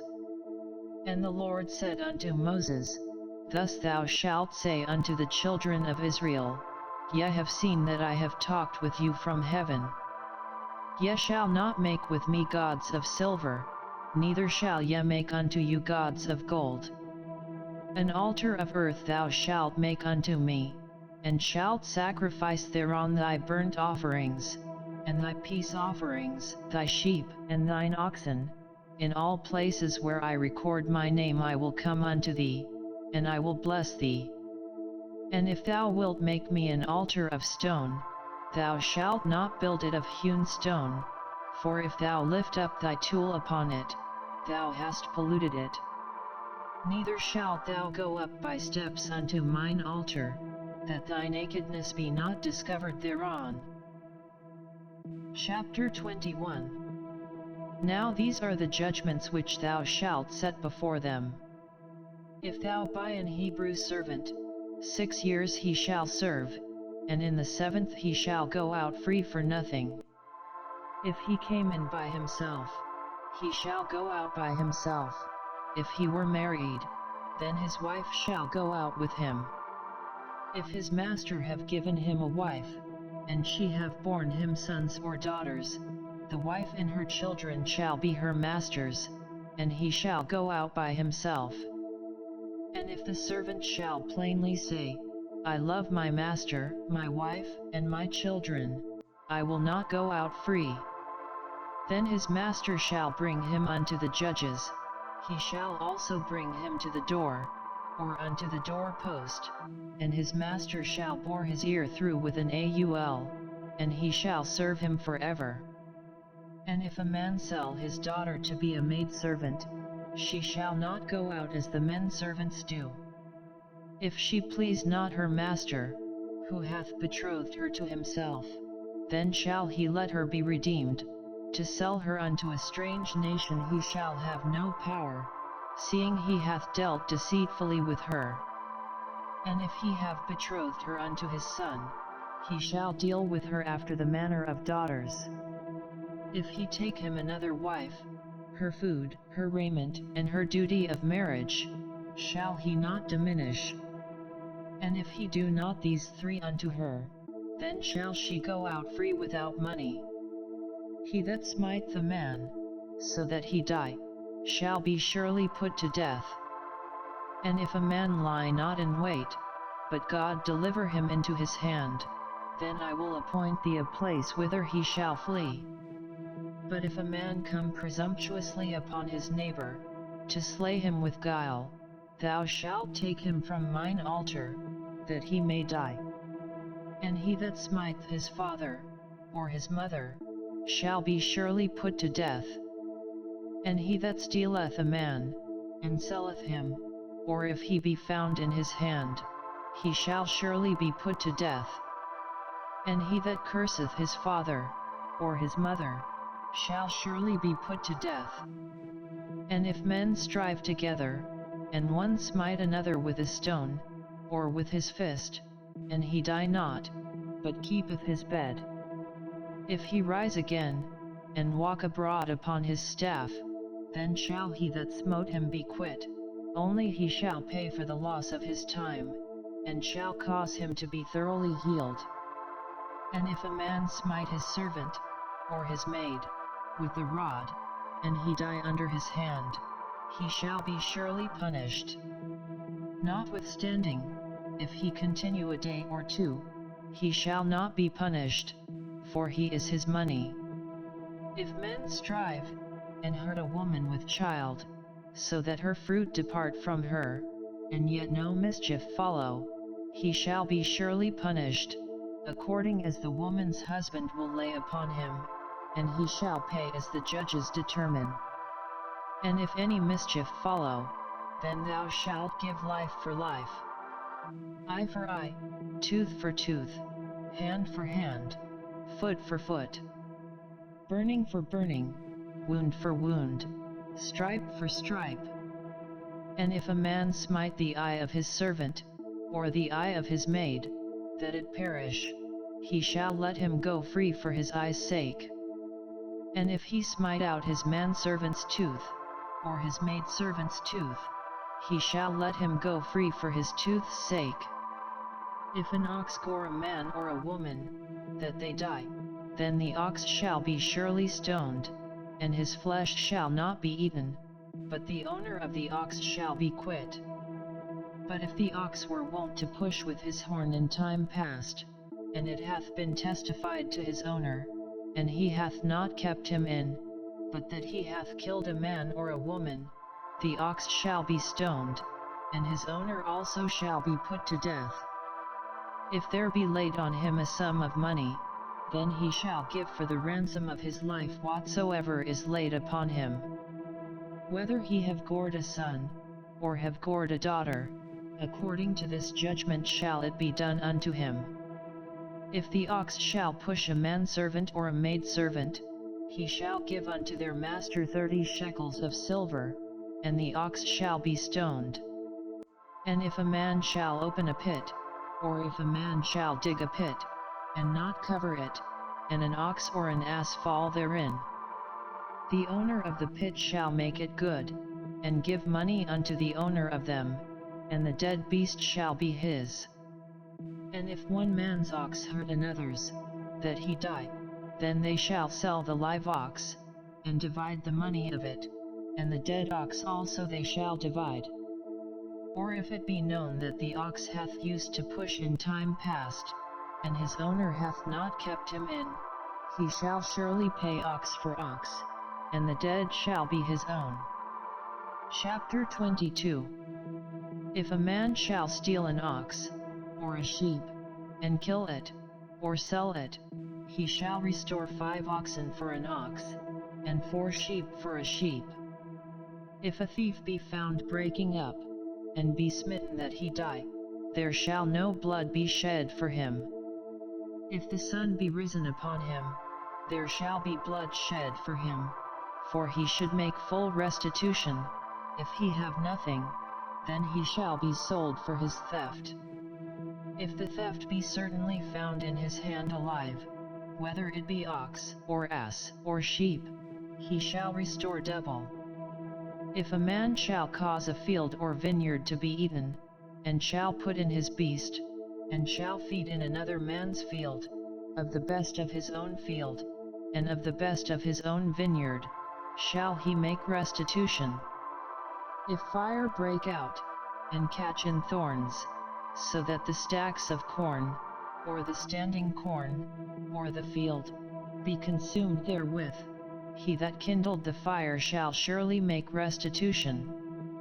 If a man shall deliver unto his neighbor money or stuff to keep, and it be stolen out of the man's house, if the thief be found, let him pay double. If the thief be not found, then the master of the house shall be brought unto the judges, to see whether he have put his hand unto his neighbor's goods. For all manner of trespass, whether it be for ox, for ass, for sheep, for raiment, or for any manner of lost thing which another challengeth to be his, the cause of both parties shall come before the judges, and whom the judges shall condemn, he shall pay double unto his neighbor. If a man deliver unto his neighbor an ass, or an ox, or a sheep, or any beast, to keep, and it die, or be hurt, or driven away, no man seeing it, then shall an oath of the Lord be between them both, that he hath not put his hand unto his neighbor's goods, and the owner of it shall accept thereof, and he shall not make it good. And if it be stolen from him, he shall make restitution unto the owner thereof. If it be torn in pieces, then let him bring it for witness, and he shall not make good that which was torn. And if a man borrow aught of his neighbor, and it be hurt, or die, the owner thereof being not with it, he shall surely make it good. But if the owner thereof be with it, he shall not make it good, if it be an hired thing, it came for his hire. And if a man entice a maid that is not betrothed, and lie with her, he shall surely endow her to be his wife. If her father utterly refuse to give her unto him, he shall pay money according to the dowry of virgins. Thou shalt not suffer a witch to live. Whosoever lieth with a beast shall surely be put to death. He that sacrificeth unto any god, save unto the Lord only, he shall be utterly destroyed. Thou shalt neither vex a stranger, nor oppress him, for ye were strangers in the land of Egypt. Ye shall not afflict any widow, or fatherless child. If thou afflict them in any wise, and they cry at all unto me, I will surely hear their cry. And my wrath shall wax hot, and I will kill you with the sword, and your wives shall be widows, and your children fatherless. If thou lend money to any of my people that is poor by thee, thou shalt not be to him as an usurer, neither shalt thou lay upon him usury.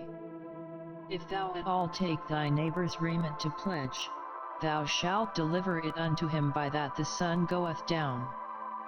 For that is his covering only, it is his raiment for his skin, wherein shall he sleep.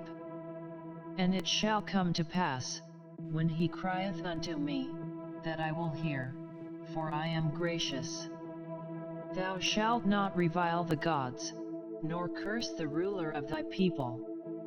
Thou shalt not delay to offer the first of thy ripe fruits, and of thy liquors, the firstborn of thy sons shalt thou give unto me. Likewise shalt thou do with thine oxen, and with thy sheep. 7 days it shall be with his dam, on the 8th day thou shalt give it me. And ye shall be holy men unto me, neither shall ye eat any flesh that is torn of beasts in the field, ye shall cast it to the dogs. Chapter 23. Thou shalt not raise a false report, put not thine hand with the wicked to be an unrighteous witness. Thou shalt not follow a multitude to do evil, neither shalt thou speak in a cause to decline after many to wrest judgment. Neither shalt thou countenance a poor man in his cause. If thou meet thine enemy's ox or his ass going astray, thou shalt surely bring it back to him again. If thou see the ass of him that hateth thee lying under his burden, and wouldest forbear to help him, thou shalt surely help with him. Thou shalt not wrest the judgment of thy poor in his cause. Keep thee far from a false matter, and the innocent and righteous slay thou not, for I will not justify the wicked. And thou shalt take no gift, for the gift blindeth the wise, and perverteth the words of the righteous. Also thou shalt not oppress a stranger, for ye know the heart of a stranger, seeing ye were strangers in the land of Egypt. And 6 years thou shalt sow thy land, and shalt gather in the fruits thereof. But the 7th year thou shalt let it rest and lie still, that the poor of thy people may eat, and what they leave the beasts of the field shall eat. In like manner thou shalt deal with thy vineyard, and with thy olive yard. 6 days thou shalt do thy work, and on the 7th day thou shalt rest, that thine ox and thine ass may rest, and the son of thy handmaid, and the stranger, may be refreshed. And in all things that I have said unto you be circumspect, and make no mention of the name of other gods, neither let it be heard out of thy mouth. 3 times thou shalt keep a feast unto me in the year. Thou shalt keep the feast of unleavened bread, thou shalt eat unleavened bread 7 days, as I commanded thee, in the time appointed of the month Aviv, for in it thou camest out from Egypt, and none shall appear before me empty. And the feast of harvest, the first fruits of thy labors, which thou hast sown in the field, and the feast of ingathering, which is in the end of the year, when thou hast gathered in thy labors out of the field. 3 times in the year all thy males shall appear before the Lord God. Thou shalt not offer the blood of my sacrifice with leavened bread, neither shall the fat of my sacrifice remain until the morning. The first of the first fruits of thy land thou shalt bring into the house of the Lord thy God. Thou shalt not see the kid in his mother's milk. Behold, I send an angel before thee, to keep thee in the way, and to bring thee into the place which I have prepared. Beware of him, and obey his voice, provoke him not, for he will not pardon your transgressions, for my name is in him. But if thou shalt indeed obey his voice, and do all that I speak, then I will be an enemy unto thine enemies, and an adversary unto thine adversaries.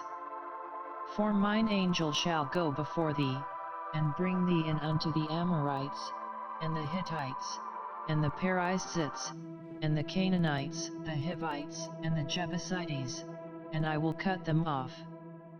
Thou shalt not bow down to their gods, nor serve them, nor do after their works, but thou shalt utterly overthrow them, and quite break down their images. And ye shall serve the Lord your God, and he shall bless thy bread, and thy water, and I will take sickness away from the midst of thee. There shall nothing cast their young, nor be barren, in thy land, the number of thy days I will fulfill. I will send my fear before thee, and will destroy all the people to whom thou shalt come, and I will make all thine enemies turn their backs unto thee.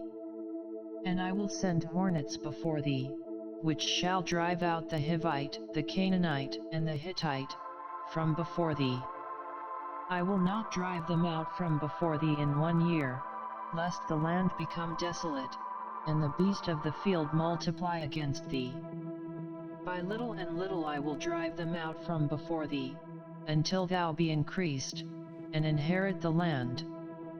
And I will set thy bounds from the Red Sea even unto the sea of the Philistines, and from the desert unto the river, for I will deliver the inhabitants of the land into your hand, and thou shalt drive them out before thee. Thou shalt make no covenant with them, nor with their gods. They shall not dwell in thy land, lest they make thee sin against me, for if thou serve their gods, it will surely be a snare unto thee. Chapter 24. And he said unto Moses, Come up unto the Lord, thou, and Aaron, Nadab, and Abihu, and 70 of the elders of Israel, and worship ye afar off. And Moses alone shall come near the Lord, but they shall not come nigh, neither shall the people go up with him. And Moses came and told the people all the words of the Lord, and all the judgments, and all the people answered with one voice, and said, All the words which the Lord hath said will we do. And Moses wrote all the words of the Lord, and rose up early in the morning, and builded an altar under the hill, and 12 pillars, according to the 12 tribes of Israel. And he sent young men of the children of Israel, which offered burnt offerings, and sacrificed peace offerings of oxen unto the Lord. And Moses took half of the blood, and put it in basins, and half of the blood he sprinkled on the altar. And he took the book of the covenant, and read in the audience of the people, and they said, All that the Lord hath said will we do, and be obedient. And Moses took the blood, and sprinkled it on the people, and said, Behold the blood of the covenant, which the Lord hath made with you concerning all these words. Then went up Moses, and Aaron, Nadab, and Abihu, and 70 of the elders of Israel. And they saw the God of Israel, and there was under his feet as it were a paved work of a sapphire stone, and as it were the body of heaven in his clearness.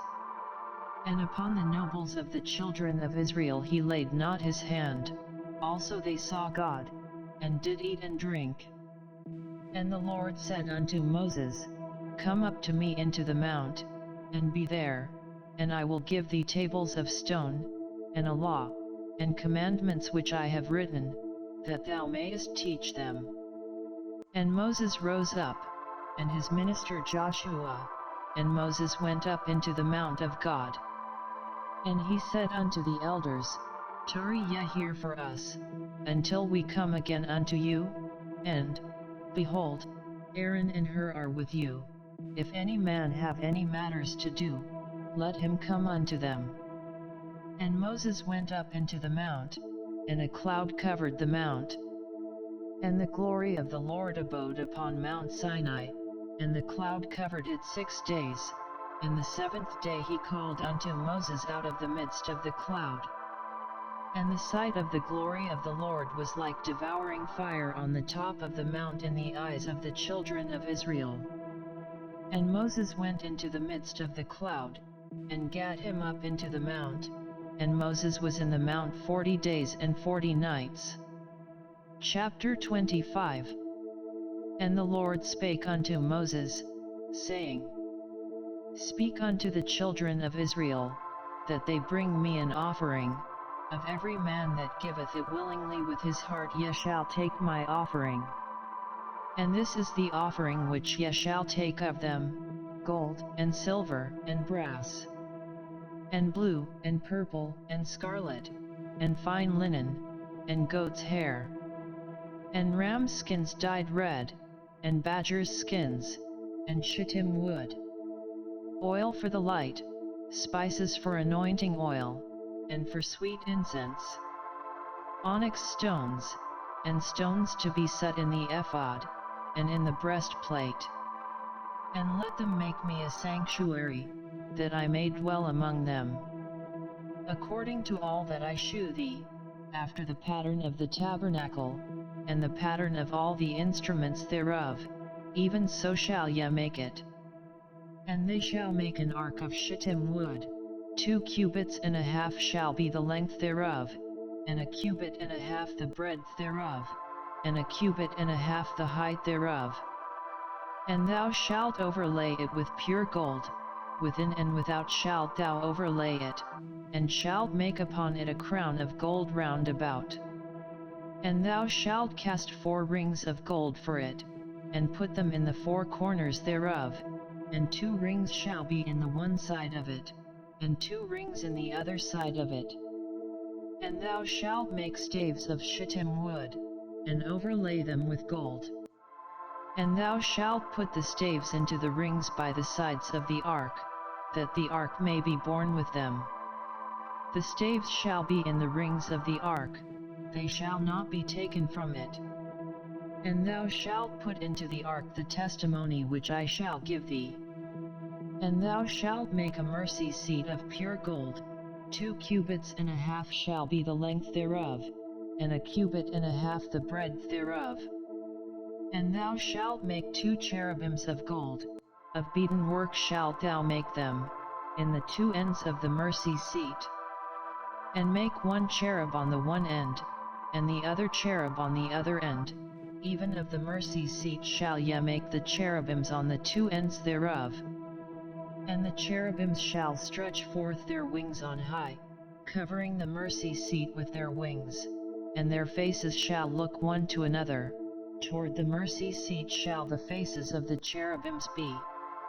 And thou shalt put the mercy seat above upon the ark, and in the ark thou shalt put the testimony that I shall give thee. And there I will meet with thee, and I will commune with thee from above the mercy seat, from between the two cherubims which are upon the ark of the testimony, of all things which I will give thee in commandment unto the children of Israel. Thou shalt also make a table of shittim wood. 2 cubits shall be the length thereof, and a cubit the breadth thereof, and a cubit and a half the height thereof. And thou shalt overlay it with pure gold, and make thereto a crown of gold round about. And thou shalt make unto it a border of an handbreadth round about, and thou shalt make a golden crown to the border thereof round about.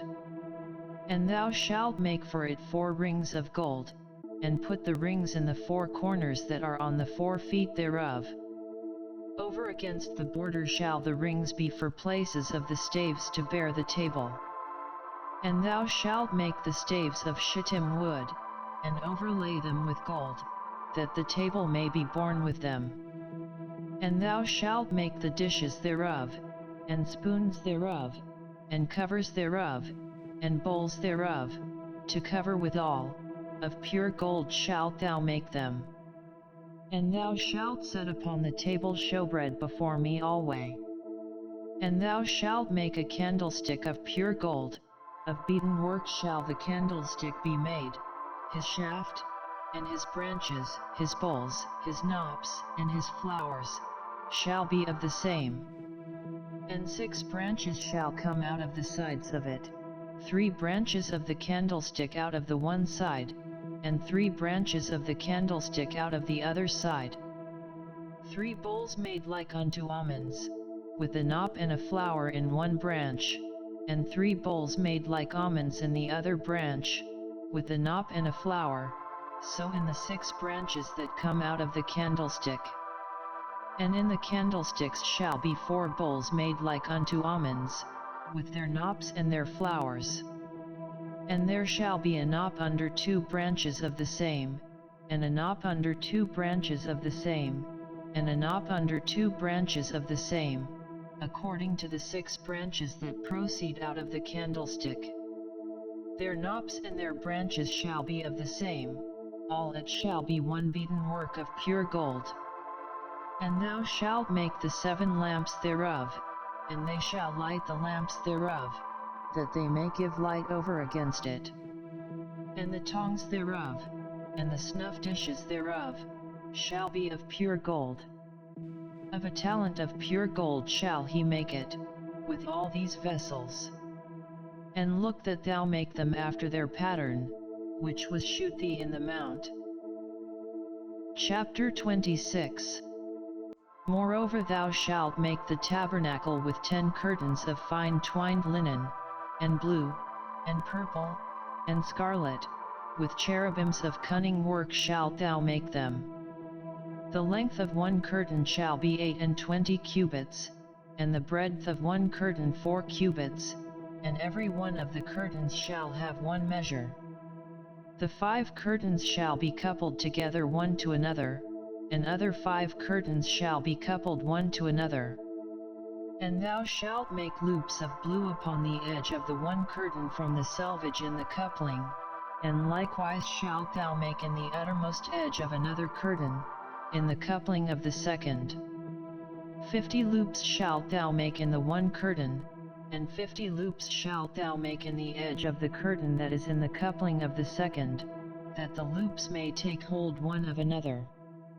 And thou shalt make 50 taches of gold, and couple the curtains together with the taches, and it shall be one tabernacle. And thou shalt make curtains of goat's hair to be a covering upon the tabernacle, 11 curtains shalt thou make. The length of one curtain shall be 30 cubits, and the breadth of one curtain 4 cubits, and the 11 curtains shall be all of one measure. And thou shalt couple 5 curtains by themselves, and 6 curtains by themselves, and shalt double the 6th curtain in the forefront of the tabernacle.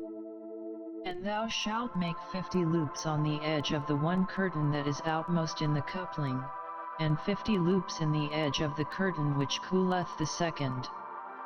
And thou shalt make 50 taches of brass, and put the taches into the loops, and couple the tent together, that it may be one. And the remnant that remaineth of the curtains of the tent, the half curtain that remaineth, shall hang over the backside of the tabernacle. And a cubit on the one side, and a cubit on the other side of that which remaineth in the length of the curtains of the tent, it shall hang over the sides of the tabernacle on this side and on that side, to cover it. And thou shalt make a covering for the tent of rams' skins dyed red, and a covering above of badgers' skins. And thou shalt make boards for the tabernacle of shittim wood standing up. 10 cubits shall be the length of a board, and a cubit and a half shall be the breadth of one board. 2 tenons shall there be in one board, set in order one against another, thus shalt thou make for all the boards of the tabernacle. And thou shalt make the boards for the tabernacle, 20 boards on the south side southward. And thou shalt make 40 sockets of silver under the 20 boards, 2 sockets under one board for his 2 tenons, and 2 sockets under another board for his 2 tenons. And for the second side of the tabernacle on the north side there shall be 20 boards. And there 40 sockets of silver, 2 sockets under one board, and 2 sockets under another board. And for the sides of the tabernacle westward thou shalt make 6 boards. And 2 boards shalt thou make for the corners of the tabernacle in the 2 sides. And they shall be coupled together beneath, and they shall be coupled together above the head of it unto one ring, thus shall it be for them both, they shall be for the 2 corners. And they shall be 8 boards, and their sockets of silver, 16 sockets, 2 sockets under one board, and 2 sockets under another board. And thou shalt make bars of shittim wood, 5 for the boards of the one side of the tabernacle, and 5 bars for the boards of the other side of the tabernacle, and 5 bars for the boards of the side of the tabernacle, for the 2 sides westward. And the middle bar in the midst of the boards shall reach from end to end. And thou shalt overlay the boards with gold, and make their rings of gold for places for the bars, and thou shalt overlay the bars with gold. And thou shalt rear up the tabernacle according to the fashion thereof which was shewed thee in the mount. And thou shalt make a veil of blue, and purple, and scarlet, and fine twined linen of cunning work, with cherubims shall it be made. And thou shalt hang it upon 4 pillars of shittim wood overlaid with gold, their hooks shall be of gold, upon the 4 sockets of silver. And thou shalt hang up the veil under the taches, that thou mayest bring in thither within the veil the ark of the testimony, and the veil shall divide unto you between the holy place and the most holy.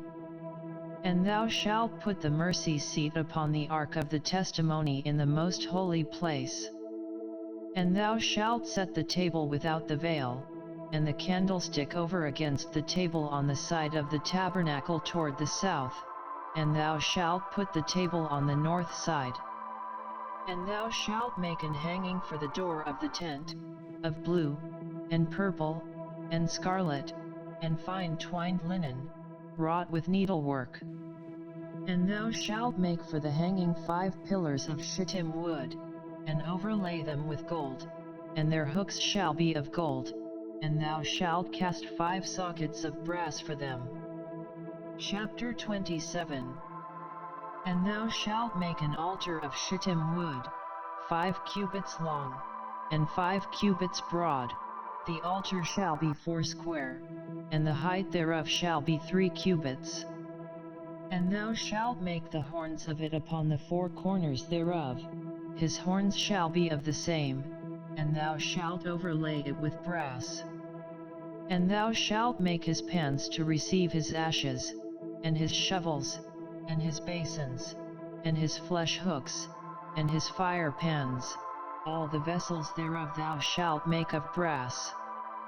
And thou shalt make for it a grate of network of brass, and upon the net shalt thou make 4 brazen rings in the 4 corners thereof. And thou shalt put it under the compass of the altar beneath, that the net may be even to the midst of the altar. And thou shalt make staves for the altar, staves of shittim wood, and overlay them with brass. And the staves shall be put into the rings, and the staves shall be upon the 2 sides of the altar, to bear it. Hollow with boards shalt thou make it, as it was shewed thee in the mount, so shall they make it. And thou shalt make the cord of the tabernacle, for the south side southward there shall be hangings for the cord of fine twined linen of 100 cubits long for one side. And the 20 pillars thereof and their 20 sockets shall be of brass, the hooks of the pillars and their fillets shall be of silver. And likewise for the north side in length there shall be hangings of 100 cubits long, and his 20 pillars and their 20 sockets of brass, the hooks of the pillars and their fillets of silver. And for the breadth of the court on the west side shall be hangings of 50 cubits, their pillars 10, and their sockets 10.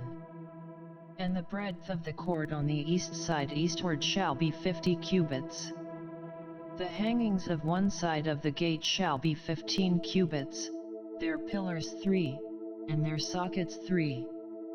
And on the other side shall be hangings 15 cubits, their pillars 3, and their sockets 3.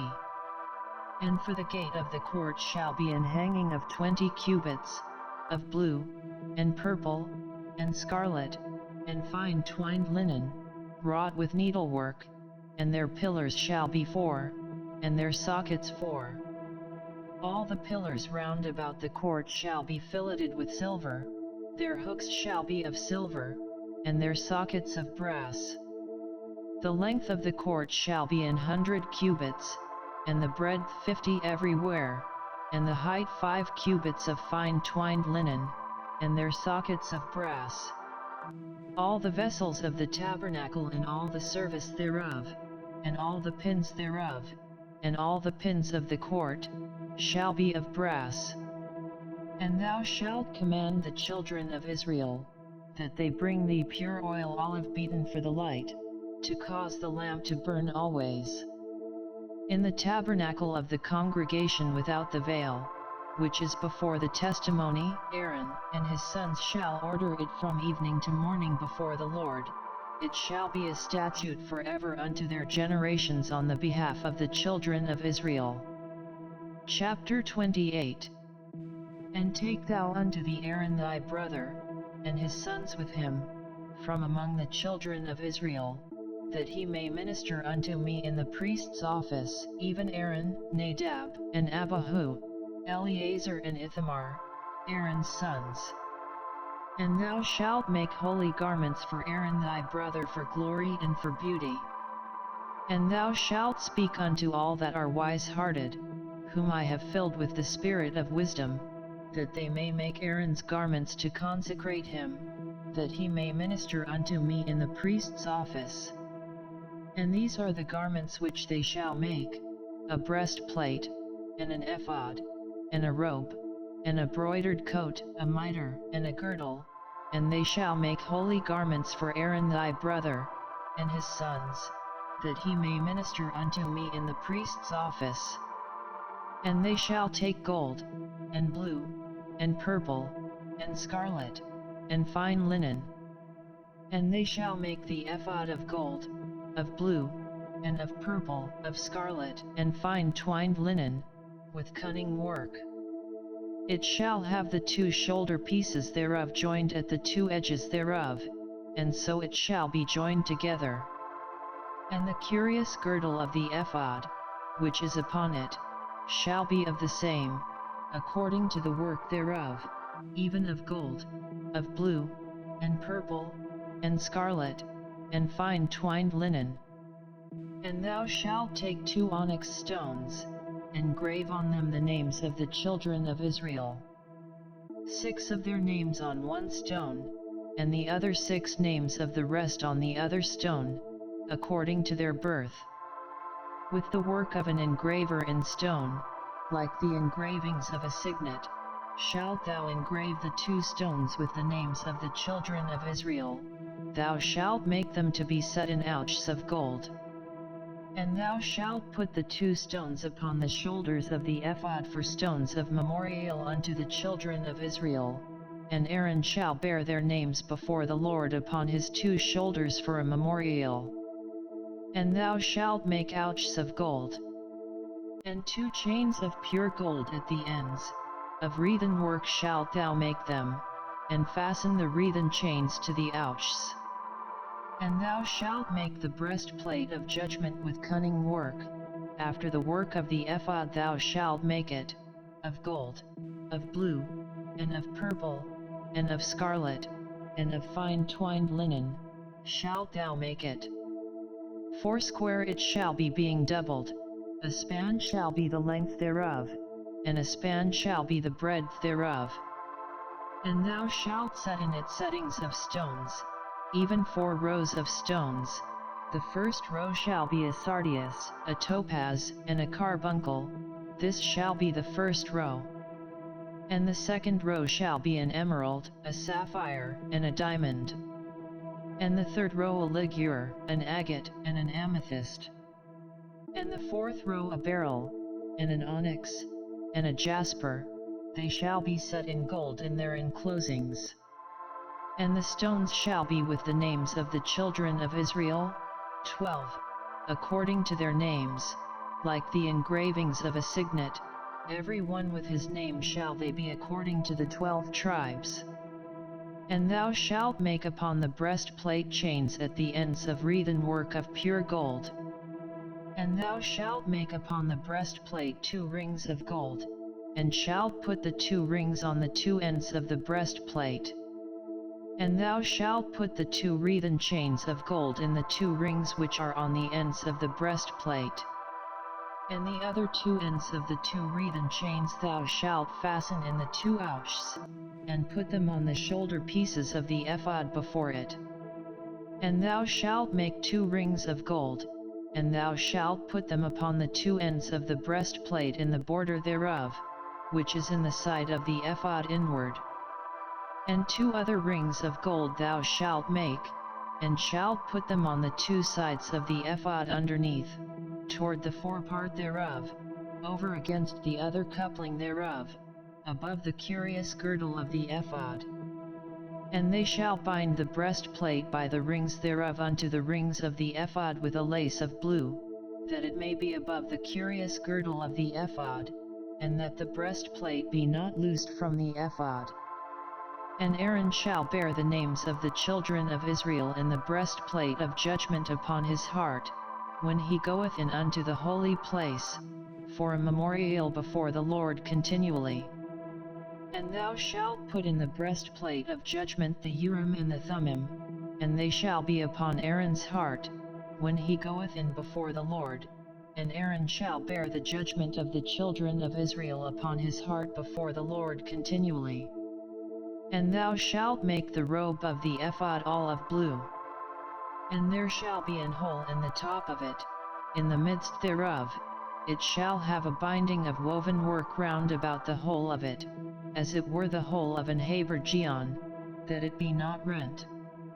And beneath upon the hem of it thou shalt make pomegranates of blue, and of purple, and of scarlet, round about the hem thereof, and bells of gold between them round about. A golden bell and a pomegranate, a golden bell and a pomegranate, upon the hem of the robe round about. And it shall be upon Aaron to minister, and his sound shall be heard when he goeth in unto the holy place before the Lord, and when he cometh out, that he die not. And thou shalt make a plate of pure gold, and grave upon it, like the engravings of a signet, holiness to the Lord. And thou shalt put it on a blue lace, that it may be upon the mitre, upon the forefront of the mitre it shall be. And it shall be upon Aaron's forehead, that Aaron may bear the iniquity of the holy things, which the children of Israel shall hallow in all their holy gifts, and it shall be always upon his forehead, that they may be accepted before the Lord. And thou shalt embroider the coat of fine linen, and thou shalt make the mitre of fine linen, and thou shalt make the girdle of needlework. And for Aaron's sons thou shalt make coats, and thou shalt make for them girdles, and bonnets shalt thou make for them, for glory and for beauty. And thou shalt put them upon Aaron thy brother, and his sons with him, and shalt anoint them, and consecrate them, and sanctify them, that they may minister unto me in the priest's office. And thou shalt make them linen breeches to cover their nakedness, from the loins even unto the thighs they shall reach. And they shall be upon Aaron, and upon his sons, when they come in unto the tabernacle of the congregation, or when they come near unto the altar to minister in the holy place, that they bear not iniquity, and die. It shall be a statute forever unto him and his seed after him. Chapter 29. And this is the thing that thou shalt do unto them to hallow them, to minister unto me in the priest's office. Take 1 young bullock, and 2 rams without blemish, and unleavened bread, and cakes unleavened tempered with oil, and wafers unleavened anointed with oil, of wheaten flour shalt thou make them. And thou shalt put them into 1 basket, and bring them in the basket, with the bullock and the 2 rams. And Aaron and his sons thou shalt bring unto the door of the tabernacle of the congregation, and shalt wash them with water. And thou shalt take the garments, and put upon Aaron the coat, and the robe of the ephod, and the ephod, and the breastplate, and gird him with the curious girdle of the ephod. And thou shalt put the mitre upon his head, and put the holy crown upon the mitre. Then shalt thou take the anointing oil, and pour it upon his head, and anoint him. And thou shalt bring his sons, and put coats upon them. And thou shalt gird them with girdles, Aaron and his sons, and put the bonnets on them, and the priest's office shall be theirs for a perpetual statute, and thou shalt consecrate Aaron and his sons. And thou shalt cause a bullock to be brought before the tabernacle of the congregation, and Aaron and his sons shall put their hands upon the head of the bullock. And thou shalt kill the bullock before the Lord, by the door of the tabernacle of the congregation. And thou shalt take of the blood of the bullock, and put it upon the horns of the altar with thy finger, and pour all the blood beside the bottom of the altar. And thou shalt take all the fat that covereth the inwards, and the caul that is above the liver, and the 2 kidneys, and the fat that is upon them, and burn them upon the altar. But the flesh of the bullock, and his skin, and his dung, shalt thou burn with fire without the camp. It is a sin offering.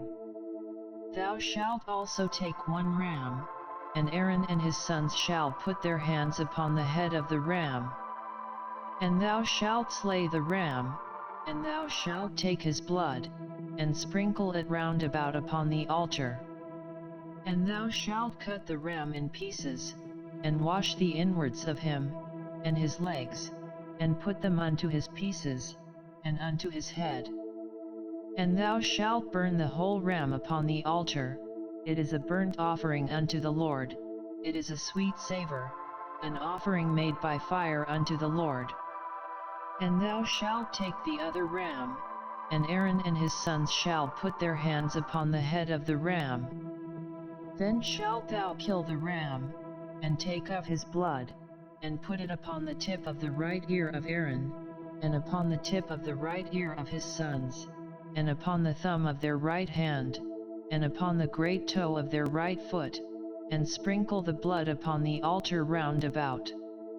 And thou shalt take of the blood that is upon the altar, and of the anointing oil, and sprinkle it upon Aaron, and upon his garments, and upon his sons, and upon the garments of his sons with him, and he shall be hallowed, and his garments, and his sons' garments with him.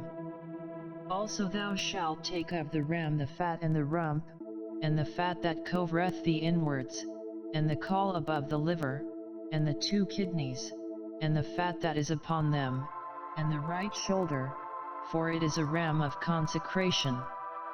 And 1 loaf of bread, and 1 cake of oiled bread, and 1 wafer out of the basket of the unleavened bread that is before the Lord. And thou shalt put all in the hands of Aaron, and in the hands of his sons, and shalt wave them for a wave offering before the Lord. And thou shalt receive them of their hands, and burn them upon the altar for a burnt offering, for a sweet savour before the Lord. It is an offering made by fire unto the Lord. And thou shalt take the breast of the ram of Aaron's consecration, and wave it for a wave offering before the Lord, and it shall be thy part. And thou shalt sanctify the breast of the wave offering, and the shoulder of the heave offering, which is waved, and which is heaved up, of the ram of the consecration, even of that which is for Aaron, and of that which is for his sons. And it shall be Aaron's and his sons by a statute forever from the children of Israel, for it is an heave offering, and it shall be an heave offering from the children of Israel of the sacrifice of their peace offerings, even their heave offering unto the Lord. And the holy garments of Aaron shall be his sons after him, to be anointed therein, and to be consecrated in them. And that son that is priest in his stead shall put them on 7 days, when he cometh into the tabernacle of the congregation to minister in the holy place. And thou shalt take the ram of the consecration, and seethe his flesh in the holy place. And Aaron and his sons shall eat the flesh of the ram, and the bread that is in the basket by the door of the tabernacle of the congregation. And they shall eat those things wherewith the atonement was made, to consecrate and to sanctify them, but a stranger shall not eat thereof, because they are holy. And if aught of the flesh of the consecrations, or of the bread, remain unto the morning, then thou shalt burn the remainder with fire, it shall not be eaten, because it is holy. And thus shalt thou do unto Aaron, and to his sons, according to all things which I have commanded thee. 7 days shalt thou consecrate them. And thou shalt offer every day a bullock for a sin offering for atonement, and thou shalt cleanse the altar, when thou hast made an atonement for it, and thou shalt anoint it, to sanctify it. 7 days thou shalt make an atonement for the altar, and sanctify it, and it shall be an altar most holy. Whatsoever toucheth the altar shall be holy. Now this is that which thou shalt offer upon the altar, 2 lambs of the first year day by day continually. The 1 lamb thou shalt offer in the morning, and the other lamb thou shalt offer at even. And with the 1 lamb a 10th deal of flour mingled with the 4th part of an hin of beaten oil, and the 4th part of an hin of wine for a drink offering. And the other lamb thou shalt offer at even, and shalt do thereto according to the meat offering of the morning, and according to the drink offering thereof, for a sweet savour, an offering made by fire unto the Lord. This shall be a continual burnt offering throughout your generations at the door of the tabernacle of the congregation before the Lord, where I will meet you, to speak there unto thee. And there I will meet with the children of Israel, and the tabernacle shall be sanctified by my glory. And I will sanctify the tabernacle of the congregation, and the altar. I will sanctify also both Aaron and his sons, to minister to me in the priest's office. And I will dwell among the children of Israel, and will be their God. And they shall know that I am the Lord their God, that brought them forth out of the land of Egypt, that I may dwell among them.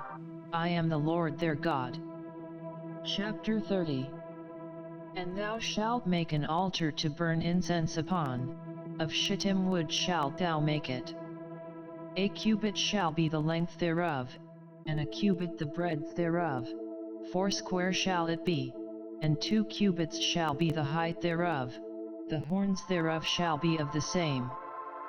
And thou shalt overlay it with pure gold, the top thereof, and the sides thereof round about, and the horns thereof, and thou shalt make unto it a crown of gold round about. And 2 golden rings shalt thou make to it under the crown of it, by the 2 corners thereof, upon the 2 sides of it shalt thou make it, and they shall be for places for the staves to bear it withal. And thou shalt make the staves of shittim wood, and overlay them with gold. And thou shalt put it before the veil that is by the ark of the testimony, before the mercy seat that is over the testimony, where I will meet with thee. And Aaron shall burn thereon sweet incense every morning, when he dresseth the lamps, he shall burn incense upon it. And when Aaron lighteth the lamps at even, he shall burn incense upon it, a perpetual incense before the Lord throughout your generations. Ye shall offer no strange incense thereon, nor burnt sacrifice, nor meat offering, neither shall ye pour drink offering thereon. And Aaron shall make an atonement upon the horns of it once in a year with the blood of the sin offering of atonements. Once in the year shall he make atonement upon it throughout your generations, it is most holy unto the Lord. And the Lord spake unto Moses, saying, When thou takest the sum of the children of Israel after their number, then shall they give every man a ransom for his soul unto the Lord, when thou numberest them, that there be no plague among them, when thou numberest them. This they shall give, every one that passeth among them that are numbered, half a shekel after the shekel of the sanctuary, a shekel is 20 gerahs, and half shekel shall be the offering of the Lord. Every one that passeth among them that are numbered, from 20 years old and above, shall give an offering unto the Lord. The rich shall not give more, and the poor shall not give less than half a shekel, when they give an offering unto the Lord, to make an atonement for your souls. And thou shalt take the atonement money of the children of Israel, and shalt appoint it for the service of the tabernacle of the congregation, that it may be a memorial unto the children of Israel before the Lord, to make an atonement for your souls. And the Lord spake unto Moses, saying, Thou shalt also make a laver of brass, and his foot also of brass, to wash withal, and thou shalt put it between the tabernacle of the congregation and the altar, and thou shalt put water therein. For Aaron and his sons shall wash their hands and their feet thereat. When they go into the tabernacle of the congregation, they shall wash with water, that they die not, or when they come near to the altar to minister, to burn offering made by fire unto the Lord. So they shall wash their hands and their feet, that they die not, and it shall be a statute forever to them, even to him and to his seed throughout their generations.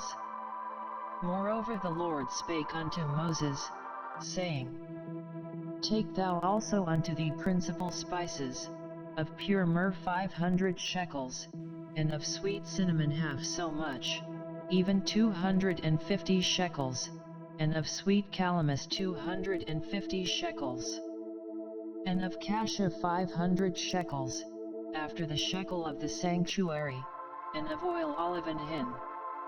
And thou shalt make it an oil of holy ointment, an ointment compound after the art of the apothecary, it shall be an holy anointing oil.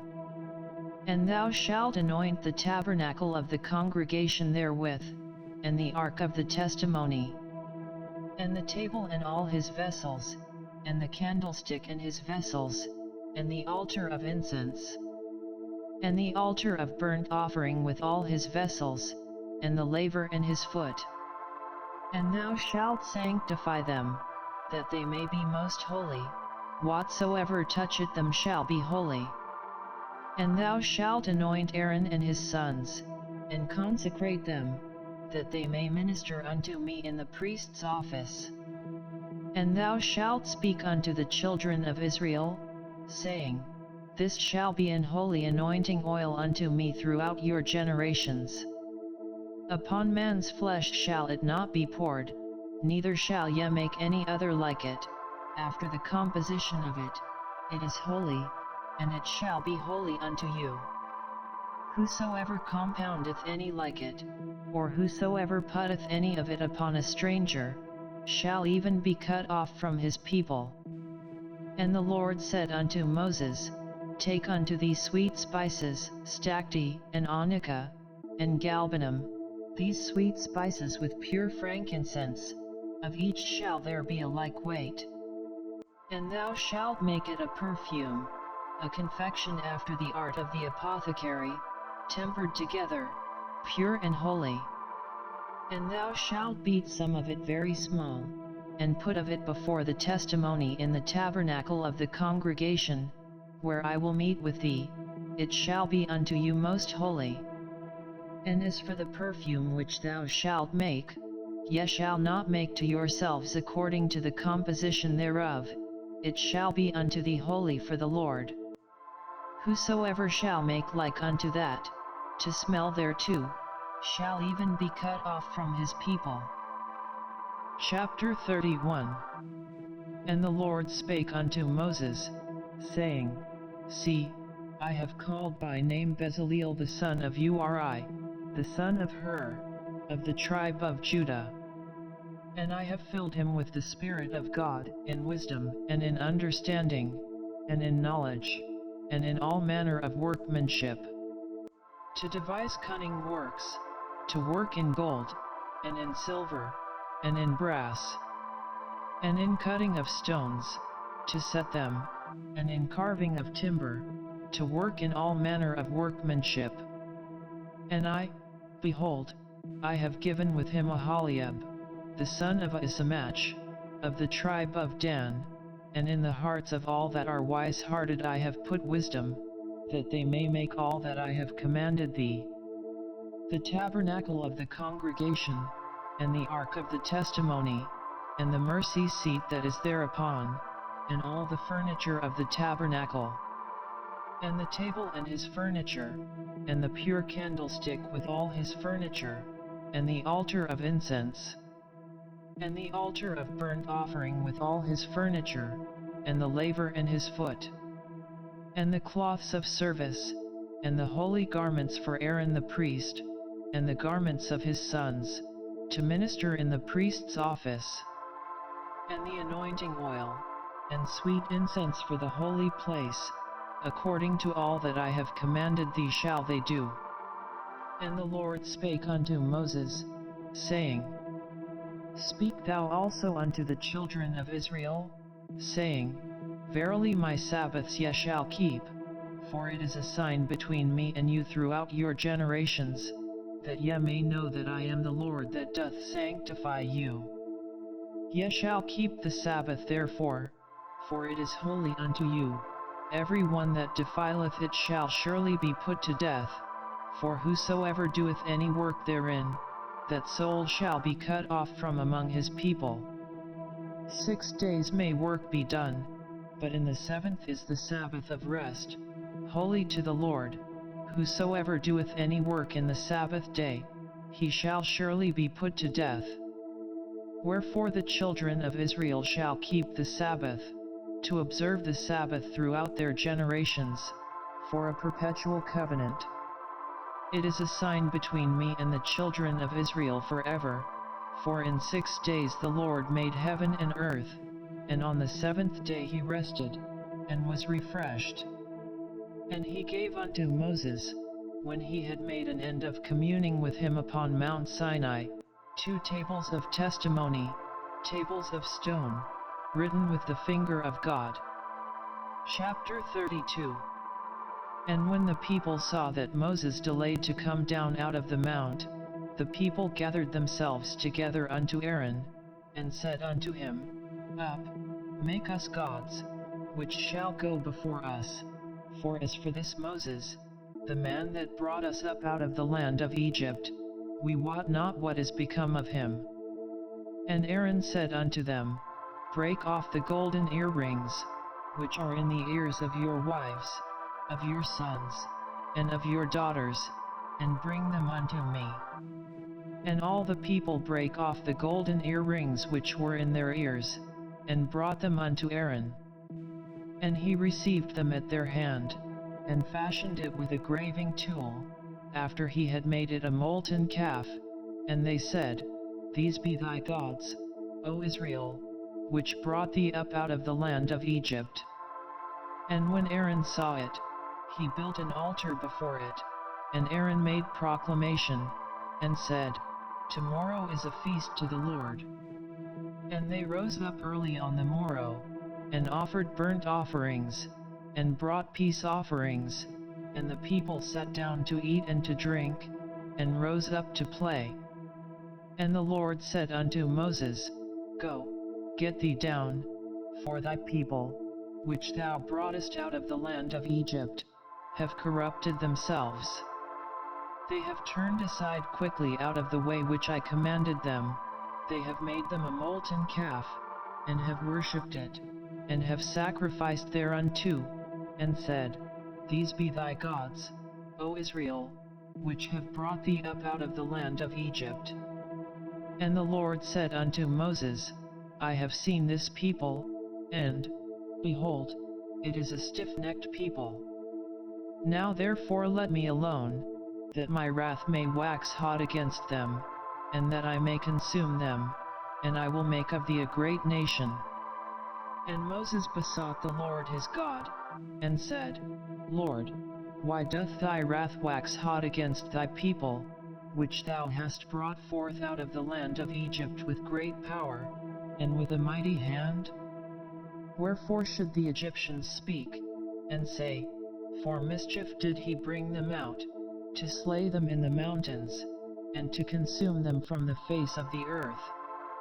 Turn from thy fierce wrath, and repent of this evil against thy people. Remember Abraham, Isaac, and Israel, thy servants, to whom thou swarest by thine own self, and saidst unto them, I will multiply your seed as the stars of heaven, and all this land that I have spoken of will I give unto your seed, and they shall inherit it forever. And the Lord repented of the evil which he thought to do unto his people. And Moses turned, and went down from the mount, and the 2 tables of the testimony were in his hand. The tables were written on both their sides, on the one side and on the other were they written. And the tables were the work of God, and the writing was the writing of God, graven upon the tables. And when Joshua heard the noise of the people as they shouted, he said unto Moses, There is a noise of war in the camp. And he said, It is not the voice of them that shout for mastery, neither is it the voice of them that cry for being overcome, but the noise of them that sing do I hear. And it came to pass, as soon as he came nigh unto the camp, that he saw the calf, and the dancing, and Moses' anger waxed hot, and he cast the tables out of his hands, and brake them beneath the mount. And he took the calf which they had made, and burned it in the fire, and ground it to powder, and strawed it upon the water, and made the children of Israel drink of it. And Moses said unto Aaron, What did this people unto thee, that thou hast brought so great a sin upon them? And Aaron said, Let not the anger of my Lord wax hot, thou knowest the people, that they are set on mischief. For they said unto me, Make us gods, which shall go before us. For as for this Moses, the man that brought us up out of the land of Egypt, we wot not what is become of him. And I said unto them, Whosoever hath any gold, let them break it off. So they gave it me, Then I cast it into the fire, and there came out this calf. And when Moses saw that the people were naked, for Aaron had made them naked unto their shame among their enemies. Then Moses stood in the gate of the camp, and said, Who is on the Lord's side? Let him come unto me. And all the sons of Levi gathered themselves together unto him. And he said unto them, Thus saith the Lord God of Israel, Put every man his sword by his side, and go in and out from gate to gate throughout the camp, and slay every man his brother, and every man his companion, and every man his neighbor. And the children of Levi did according to the word of Moses, and there fell of the people that day about 3,000 men. For Moses had said, Consecrate yourselves today to the Lord, even every man upon his son, and upon his brother, that he may bestow upon you a blessing this day. And it came to pass on the morrow, that Moses said unto the people, Ye have sinned a great sin, and now I will go up unto the Lord, peradventure I shall make an atonement for your sin. And Moses returned unto the Lord, and said, Oh, this people have sinned a great sin, and have made them gods of gold. Yet now, if thou wilt forgive their sin, and if not, blot me, I pray thee, out of thy book which thou hast written. And the Lord said unto Moses, Whosoever hath sinned against me, him will I blot out of my book. Therefore now go, lead the people unto the place of which I have spoken unto thee. Behold, mine angel shall go before thee. Nevertheless in the day when I will visit their sin upon them. And the Lord plagued the people, because they made the calf, which Aaron made. Chapter 33. And the Lord said unto Moses, Depart, and go up hence, thou and the people which thou hast brought up out of the land of Egypt, unto the land which I swear unto Abraham, to Isaac, and to Jacob, saying, Unto thy seed will I give it. And I will send an angel before thee, and I will drive out the Canaanite, the Amorite, and the Hittite, and the Perizzite, the Hivite, and the Jebusite, unto a land flowing with milk and honey, for I will not go up in the midst of thee, for thou art a stiff-necked people, lest I consume thee in the way. And when the people heard these evil tidings, they mourned, and no man did put on him his ornaments. For the Lord had said unto Moses, Say unto the children of Israel, Ye are a stiff-necked people, I will come up into the midst of thee in a moment, and consume thee. Therefore now put off thy ornaments from thee, that I may know what to do unto thee. And the children of Israel stripped themselves of their ornaments by the Mount Horeb. And Moses took the tabernacle, and pitched it without the camp, afar off from the camp, and called it the tabernacle of the congregation. And it came to pass, that every one which sought the Lord went out unto the tabernacle of the congregation, which was without the camp. And it came to pass, when Moses went out unto the tabernacle, that all the people rose up, and stood every man at his tent door, and looked after Moses, until he was gone into the tabernacle. And it came to pass, as Moses entered into the tabernacle, the cloudy pillar descended, and stood at the door of the tabernacle, and the Lord talked with Moses. And all the people saw the cloudy pillar stand at the tabernacle door, and all the people rose up and worshipped, every man in his tent door. And the Lord spake unto Moses face to face, as a man speaketh unto his friend.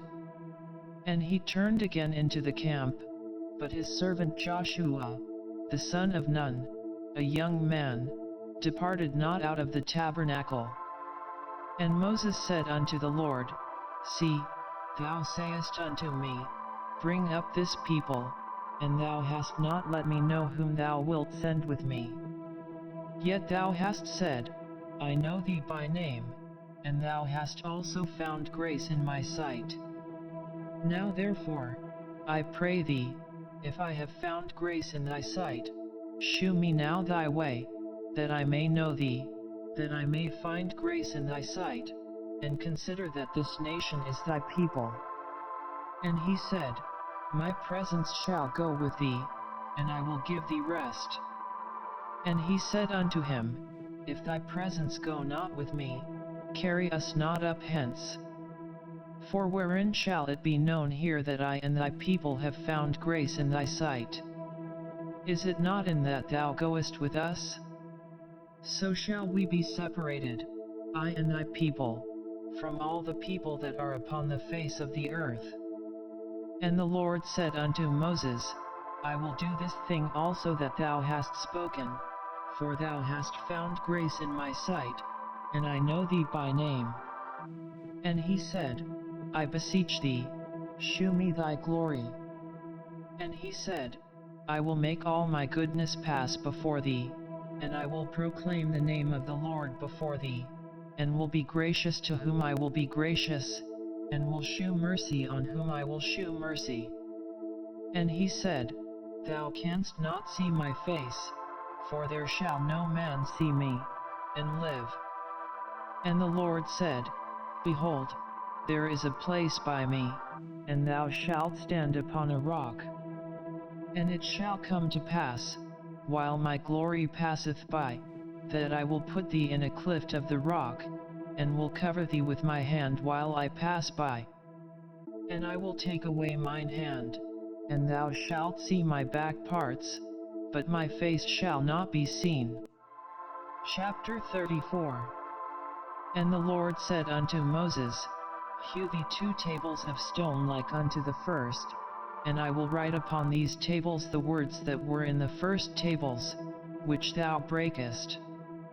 And be ready in the morning, and come up in the morning unto Mount Sinai, and present thyself there to me in the top of the mount.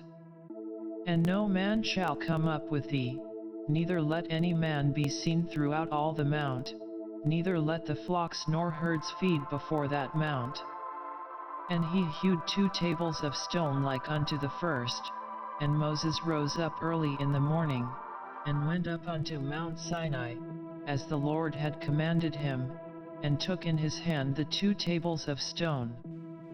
And the Lord descended in the cloud, and stood with him there, and proclaimed the name of the Lord. And the Lord passed by before him, and proclaimed, the Lord God, merciful and gracious, long-suffering, and abundant in goodness and truth, keeping mercy for thousands, forgiving iniquity and transgression and sin, and that will by no means clear the guilty, visiting the iniquity of the fathers upon the children, and upon the children's children, unto the 3rd and to the 4th generation. And Moses made haste, and bowed his head toward the earth, and worshipped.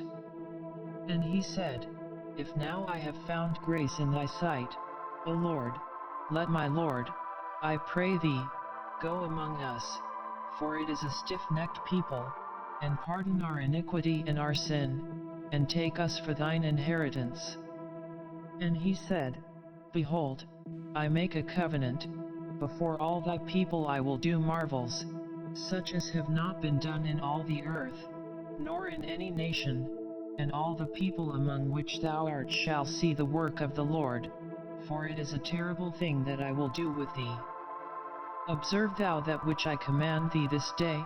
Behold, I drive out before thee the Amorite, and the Canaanite, and the Hittite, and the Perizzite, and the Hivite, and the Jebusite. Take heed to thyself, lest thou make a covenant with the inhabitants of the land whither thou goest, lest it be for a snare in the midst of thee. But ye shall destroy their altars, break their images, and cut down their groves. For thou shalt worship no other God, for the Lord, whose name is jealous, is a jealous God. Lest thou make a covenant with the inhabitants of the land, and they go a-whoring after their gods, and do sacrifice unto their gods, and one call thee, and thou eat of his sacrifice. And thou take of their daughters unto thy sons, and their daughters go a whoring after their gods, and make thy sons go a whoring after their gods. Thou shalt make thee no molten gods.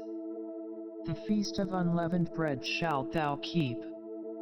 7 days thou shalt eat unleavened bread, as I commanded thee, in the time of the month Aviv, for in the month Aviv thou camest out from Egypt. All that openeth the matrix is mine, and every firstling among thy cattle, whether ox or sheep, that is male. But the firstling of an ass thou shalt redeem with a lamb, and if thou redeem him not, then shalt thou break his neck. All the firstborn of thy sons thou shalt redeem, and none shall appear before me empty. 6 days thou shalt work, but on the 7th day thou shalt rest, in earing time and in harvest thou shalt rest. And thou shalt observe the feast of weeks, of the first fruits of wheat harvest, and the feast of ingathering at the year's end. Thrice in the year shall all your men children appear before the Lord God, the God of Israel. For I will cast out the nations before thee, and enlarge thy borders, neither shall any man desire thy land, when thou shalt go up to appear before the Lord thy God thrice in the year. Thou shalt not offer the blood of my sacrifice with leaven, neither shall the sacrifice of the feast of the Passover be left unto the morning. The first of the firstfruits of thy land thou shalt bring unto the house of the Lord thy God. Thou shalt not see the kid in his mother's milk. And the Lord said unto Moses, Write thou these words, for after the tenor of these words I have made a covenant with thee and with Israel. And he was there with the Lord 40 days and 40 nights, he did neither eat bread, nor drink water. And he wrote upon the tables the words of the covenant, the 10 commandments. And it came to pass, when Moses came down from Mount Sinai with the 2 tables of testimony in Moses' hand, when he came down from the mount, that Moses wist not that the skin of his face shone while he talked with him. And when Aaron and all the children of Israel saw Moses, behold, the skin of his face shone, and they were afraid to come nigh him. And Moses called unto them, and Aaron and all the rulers of the congregation returned unto him, and Moses talked with them. And afterward all the children of Israel came nigh, and he gave them in commandment all that the Lord had spoken with him in Mount Sinai. Until Moses had done speaking with them, he put a veil on his face. But when Moses went in before the Lord to speak with him, he took the veil off, until he came out. And he came out, and spake unto the children of Israel that which he was commanded. And the children of Israel saw the face of Moses, that the skin of Moses' face shone, and Moses put the veil upon his face again, until he went in to speak with him. Chapter 35. And Moses gathered all the congregation of the children of Israel together, and said unto them, These are the words which the Lord hath commanded, that ye should do them. 6 days shall work be done, but on the 7th day there shall be to you an holy day, a Sabbath of rest to the Lord. Whosoever doeth work therein shall be put to death. Ye shall kindle no fire throughout your habitations upon the Sabbath day.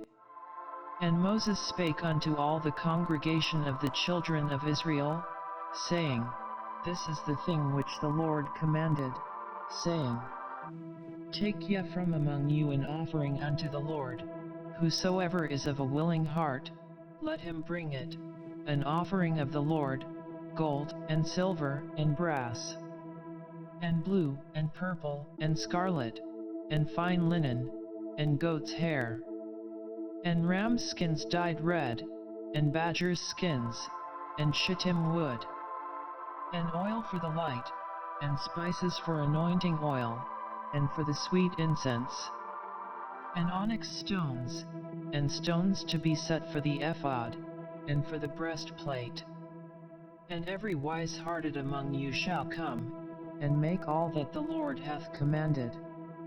The tabernacle, his tent, and his covering, his taches, and his boards, his bars, his pillars, and his sockets. The ark, and the staves thereof, with the mercy seat, and the veil of the covering. The table, and his staves, and all his vessels, and the showbread. The candlestick also for the light, and his furniture, and his lamps, with the oil for the light. And the incense altar, and his staves, and the anointing oil, and the sweet incense, and the hanging for the door at the entering in of the tabernacle. The altar of burnt offering, with his brazen grate, his staves, and all his vessels, the laver and his foot. The hangings of the court, his pillars, and their sockets, and the hanging for the door of the court. The pins of the tabernacle, and the pins of the court, and their cords.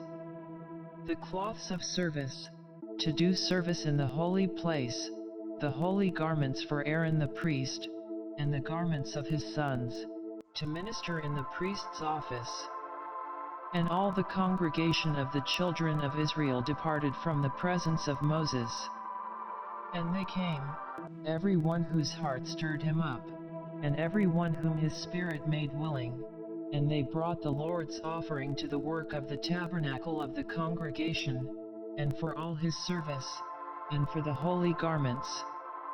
And they came, both men and women, as many as were willing-hearted, and brought bracelets, and earrings, and rings, and tablets, all jewels of gold, and every man that offered an offering of gold unto the Lord. And every man, with whom was found blue, and purple, and scarlet, and fine linen, and goat's hair, and red skins of rams, and badgers' skins, brought them. Every one that did offer an offering of silver and brass brought the Lord's offering, and every man, with whom was found shittim wood for any work of the service, brought it. And all the women that were wise-hearted did spin with their hands, and brought that which they had spun, both of blue, and of purple, and of scarlet, and of fine linen. And all the women whose heart stirred them up in wisdom spun goat's hair. And the rulers brought onyx stones, and stones to be set, for the ephod, and for the breastplate, and spice, and oil for the light, and for the anointing oil, and for the sweet incense.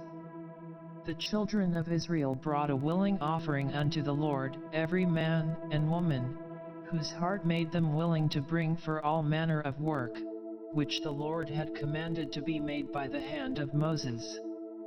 And Moses said unto the children of Israel, See, the Lord hath called by name Bezaleel the son of Uri, the son of Hur, of the tribe of Judah. And he hath filled him with the Spirit of God, in wisdom, in understanding, and in knowledge, and in all manner of workmanship, and to devise curious works, to work in gold, and in silver, and in brass, and in the cutting of stones, to set them, and in carving of wood, to make any manner of cunning work. And he hath put in his heart that he may teach, both he, and Aholiab, the son of Ahisamach, of the tribe of Dan.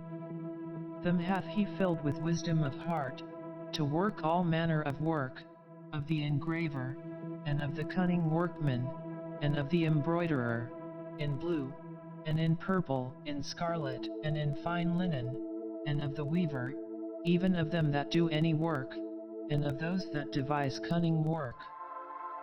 Chapter 36. Then wrought Bezaleel and Aholiab, and every wise-hearted man, in whom the Lord put wisdom and understanding to know how to work all manner of work for the service of the sanctuary, according to all that the Lord had commanded. And Moses called Bezaleel and Aholiab, and every wise-hearted man, in whose heart the Lord had put wisdom, even every one whose heart stirred him up to come unto the work to do it. And they received of Moses all the offering, which the children of Israel had brought for the work of the service of the sanctuary, to make it withal. And they brought yet unto him free offerings every morning. And all the wise men, that wrought all the work of the sanctuary, came every man from his work which they made. And they spake unto Moses, saying, The people bring much more than enough for the service of the work, which the Lord commanded to make. And Moses gave commandment, and they caused it to be proclaimed throughout the camp, saying, Let neither man nor woman make any more work for the offering of the sanctuary. So the people were restrained from bringing. For the stuff they had was sufficient for all the work to make it, and too much. And every wise-hearted man among them that wrought the work of the tabernacle made 10 curtains of fine twined linen, and blue, and purple, and scarlet, with cherubims of cunning work made he them. The length of one curtain was 28 cubits, and the breadth of one curtain 4 cubits, the curtains were all of one size. And he coupled the 5 curtains one unto another, and the other 5 curtains he coupled one unto another.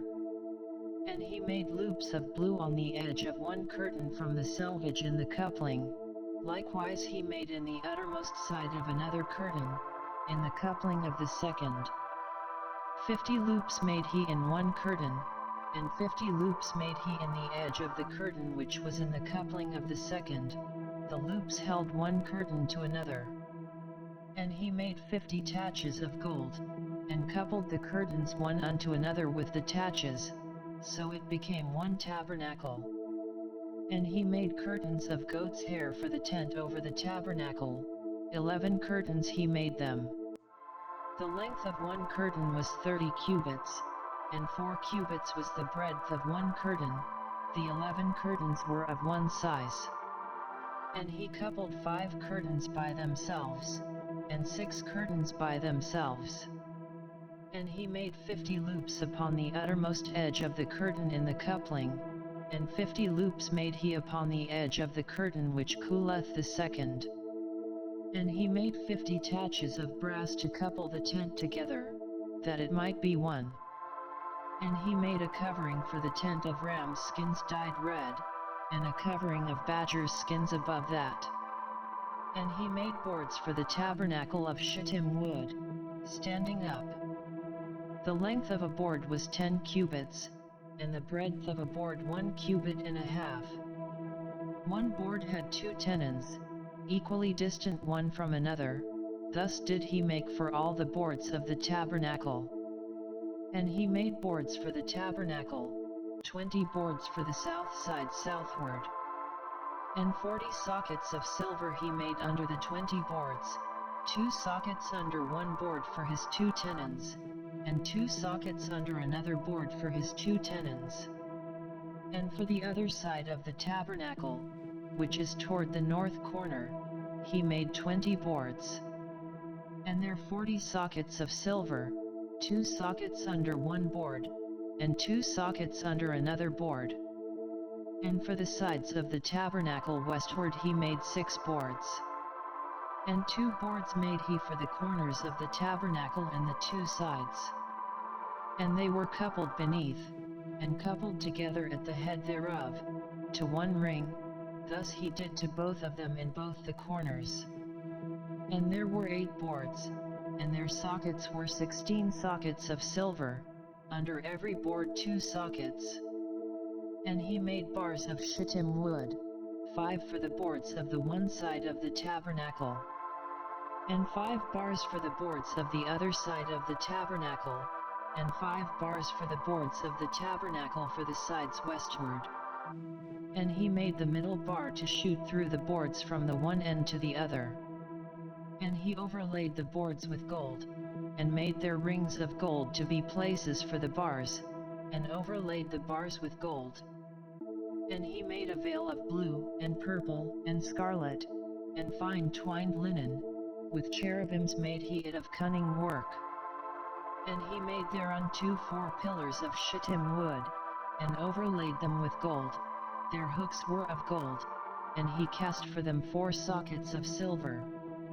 And he made an hanging for the tabernacle door of blue, and purple, and scarlet, and fine twined linen, of needlework.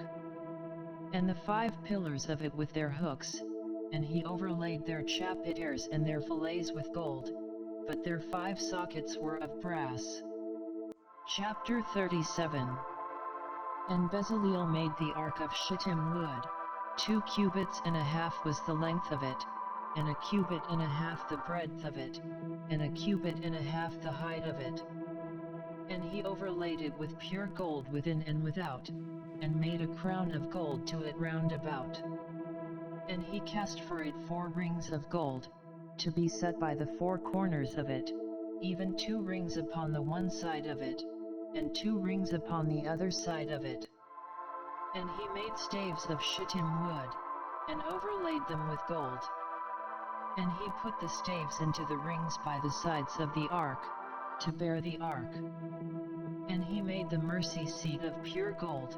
2 cubits and a half was the length thereof, and 1 cubit and a half the breadth thereof. And he made 2 cherubims of gold, beaten out of 1 piece made he them, on the 2 ends of the mercy seat. 1 cherub on the end on this side, and another cherub on the other end on that side. Out of the mercy seat made he the cherubims on the 2 ends thereof. And the cherubims spread out their wings on high, and covered with their wings over the mercy seat, with their faces one to another, even to the mercy seat ward were the faces of the cherubims.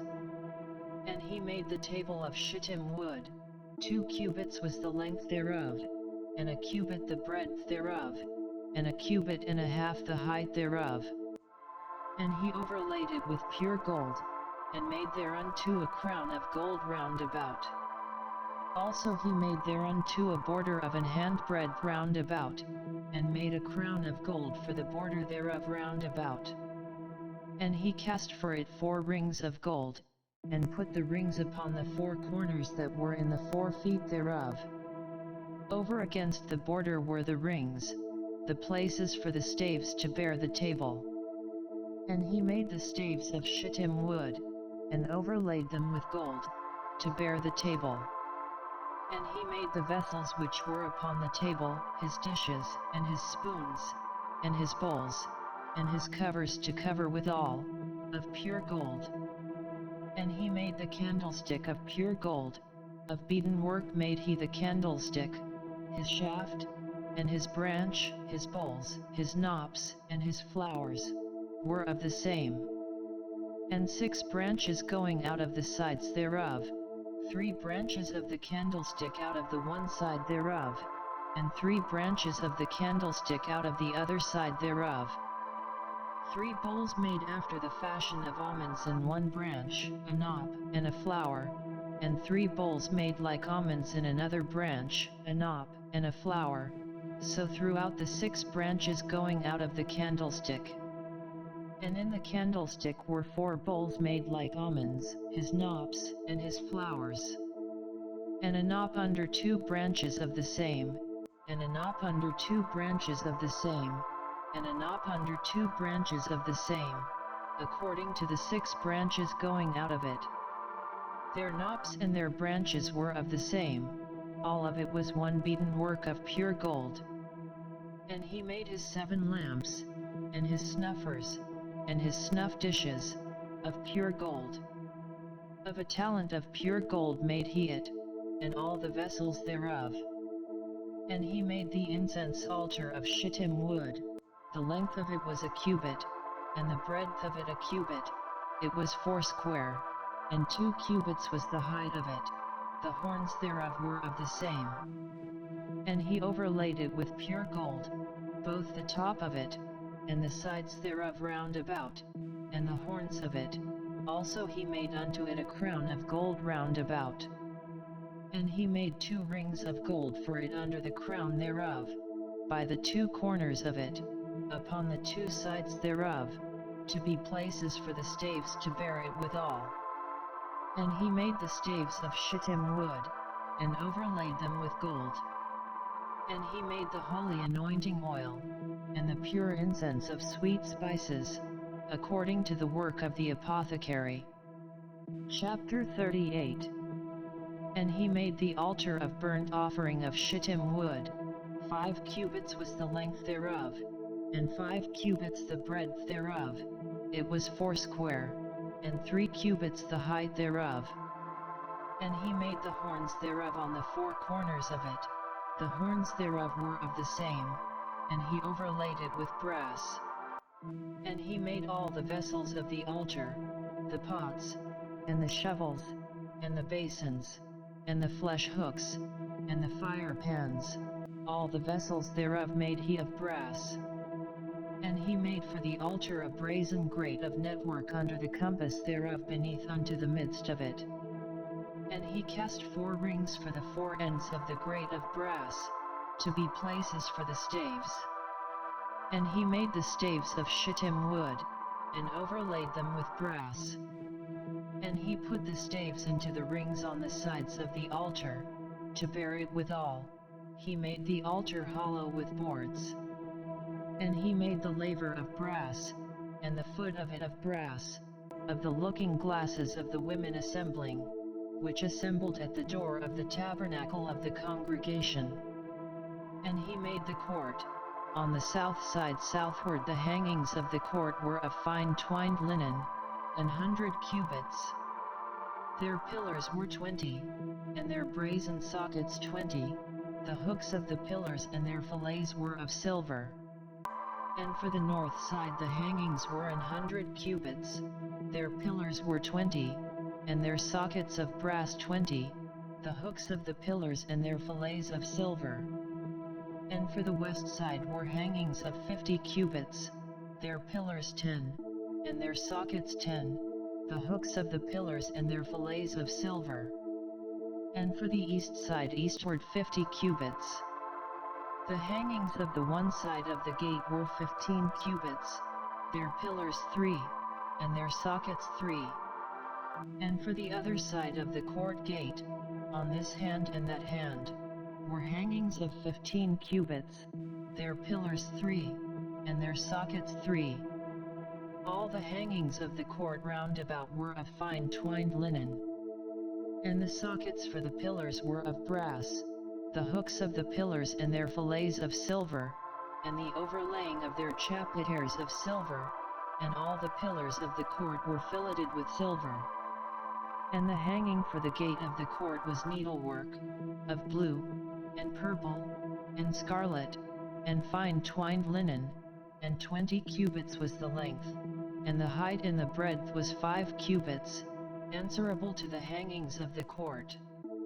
And their pillars were 4, and their sockets of brass 4, their hooks of silver, and the overlaying of their chapiters and their fillets of silver. And all the pins of the tabernacle, and of the court round about, were of brass. This is the sum of the tabernacle, even of the tabernacle of testimony, as it was counted, according to the commandment of Moses, for the service of the Levites, by the hand of Ithamar, son to Aaron the priest. And Bezaleel the son Uri, the son of Hur, of the tribe of Judah, made all that the Lord commanded Moses. And with him was Aholiab, son of Ahisamach, of the tribe of Dan, an engraver, and a cunning workman, and an embroiderer in blue, and in purple, and in scarlet, and fine linen. All the gold that was occupied for the work in all the work of the holy place, even the gold of the offering, was 29 talents, and 730 shekels, after the shekel of the sanctuary.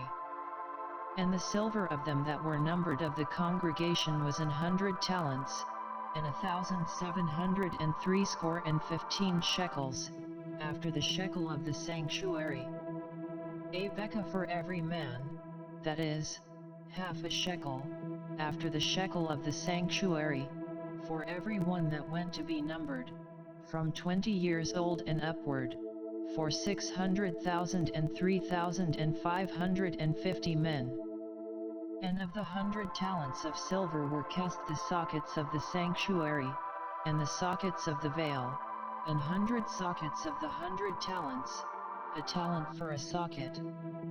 And of the 1,775 shekels he made hooks for the pillars, and overlaid their chapiters, and filleted them. And the brass of the offering was 70 talents, and 2,400 shekels. And therewith he made the sockets to the door of the tabernacle of the congregation, and the brazen altar, and the brazen grate for it, and all the vessels of the altar.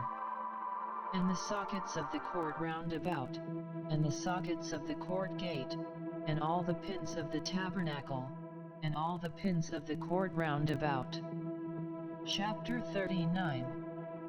And of the blue, and purple, and scarlet, they made cloths of service, to do service in the holy place, and made the holy garments for Aaron, as the Lord commanded Moses.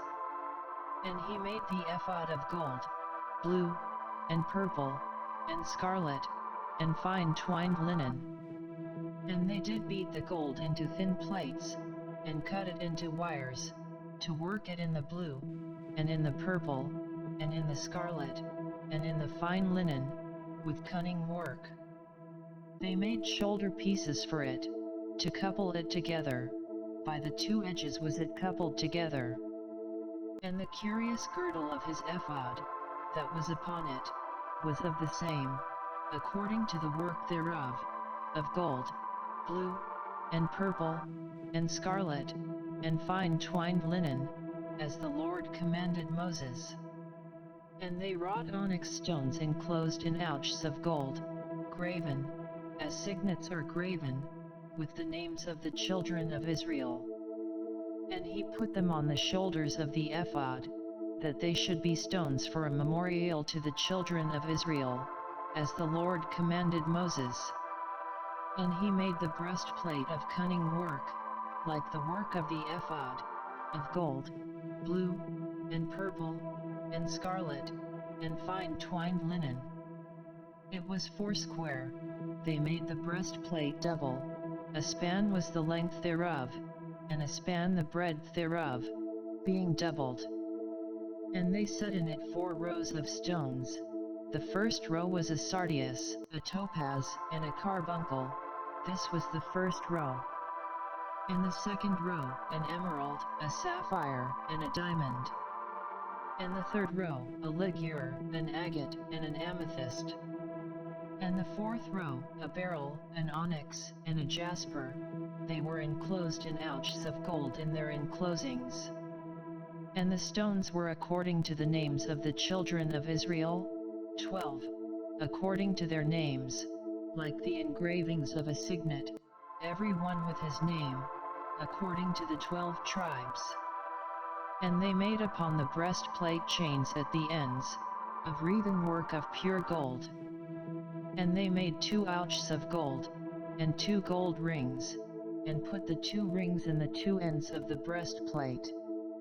And they put the 2 wreathen chains of gold and the 2 rings on the ends of the breastplate. And the 2 ends of the 2 wreathen chains they fastened in the 2 ouches, and put them on the shoulder pieces of the ephod, before it.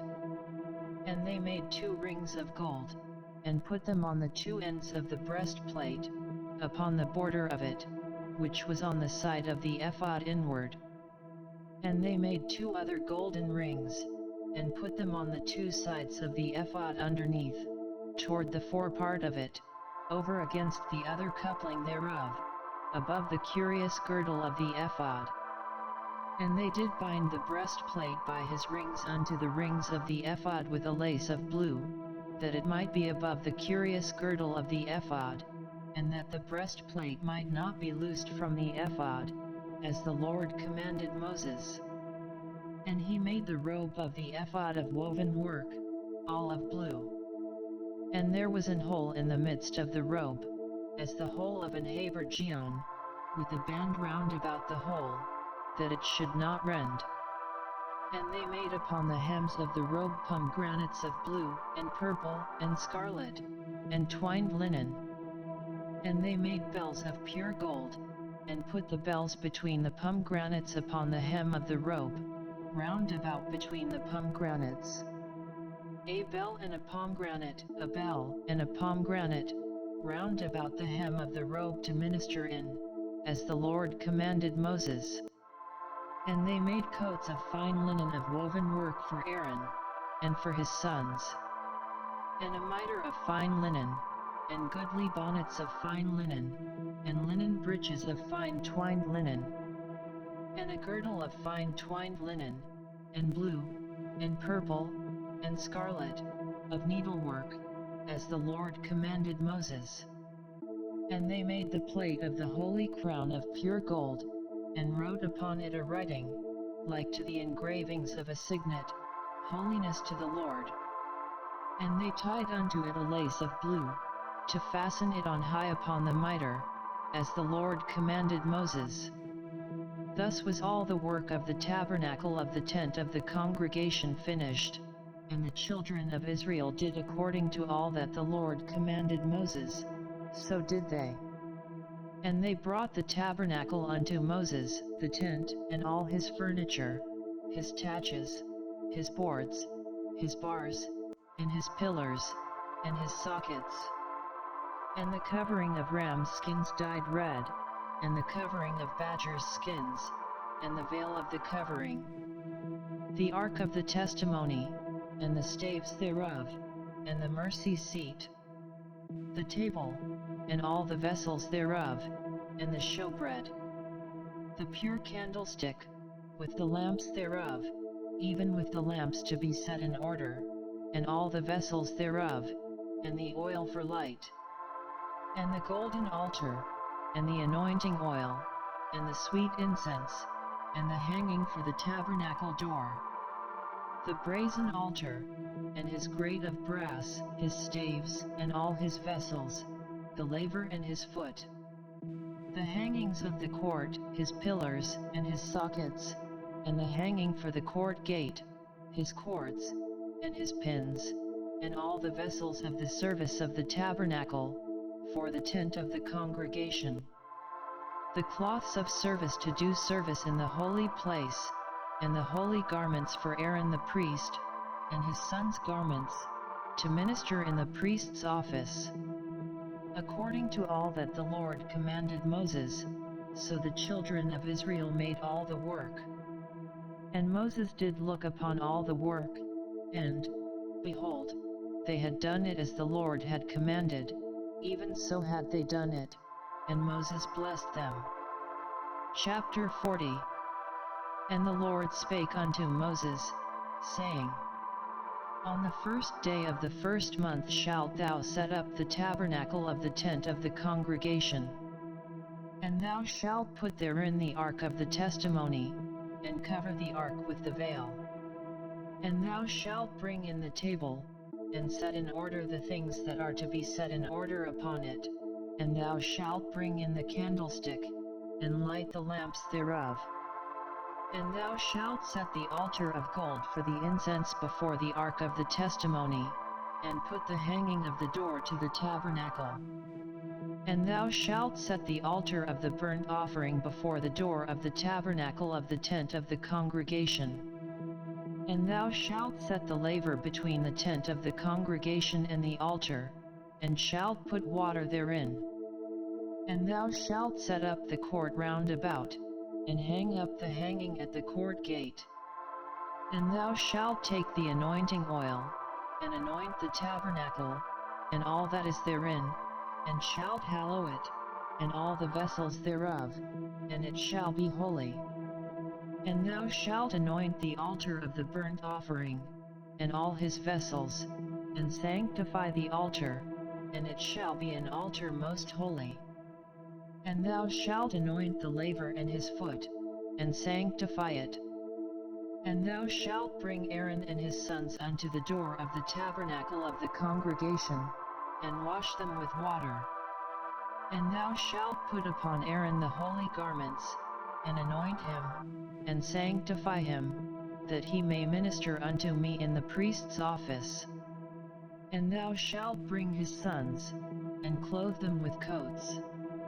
And thou shalt anoint them, as thou didst anoint their father, that they may minister unto me in the priest's office, for their anointing shall surely be an everlasting priesthood throughout their generations. Thus did Moses, according to all that the Lord commanded him, so did he. And it came to pass in the first month in the second year, on the first day of the month, that the tabernacle was reared up. And Moses reared up the tabernacle, and fastened his sockets, and set up the boards thereof, and put in the bars thereof, and reared up his pillars. And he spread abroad the tent over the tabernacle, and put the covering of the tent above upon it, as the Lord commanded Moses. And he took and put the testimony into the ark, and set the staves on the ark, and put the mercy seat above upon the ark. And he brought the ark into the tabernacle, and set up the veil of the covering, and covered the ark of the testimony, as the Lord commanded Moses. And he put the table in the tent of the congregation, upon the side of the tabernacle northward, without the veil. And he set the bread in order upon it before the Lord, as the Lord had commanded Moses. And he put the candlestick in the tent of the congregation, over against the table, on the side of the tabernacle southward. And he lighted the lamps before the Lord, as the Lord commanded Moses. And he put the golden altar in the tent of the congregation before the veil. And he burned sweet incense thereon, as the Lord commanded Moses. And he set up the hanging at the door of the tabernacle. And he put the altar of burnt offering by the door of the tabernacle of the tent of the congregation, and offered upon it the burnt offering and the meat offering, as the Lord commanded Moses. And he set the laver between the tent of the congregation and the altar, and put water there, to wash withal. And Moses and Aaron and his sons washed their hands and their feet thereat. When they went into the tent of the congregation, and when they came near unto the altar, they washed, as the Lord commanded Moses. And he reared up the court round about the tabernacle and the altar, and set up the hanging of the court gate. So Moses finished the work. Then a cloud covered the tent of the congregation, and the glory of the Lord filled the tabernacle. And Moses was not able to enter into the tent of the congregation, because the cloud abode thereon, and the glory of the Lord filled the tabernacle. And when the cloud was taken up from over the tabernacle, the children of Israel went onward in all their journeys.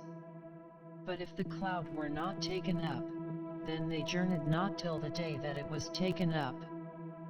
For the cloud of the Lord was upon the tabernacle by day, and fire was on it by night, in the sight of all the house of Israel, throughout all their journeys.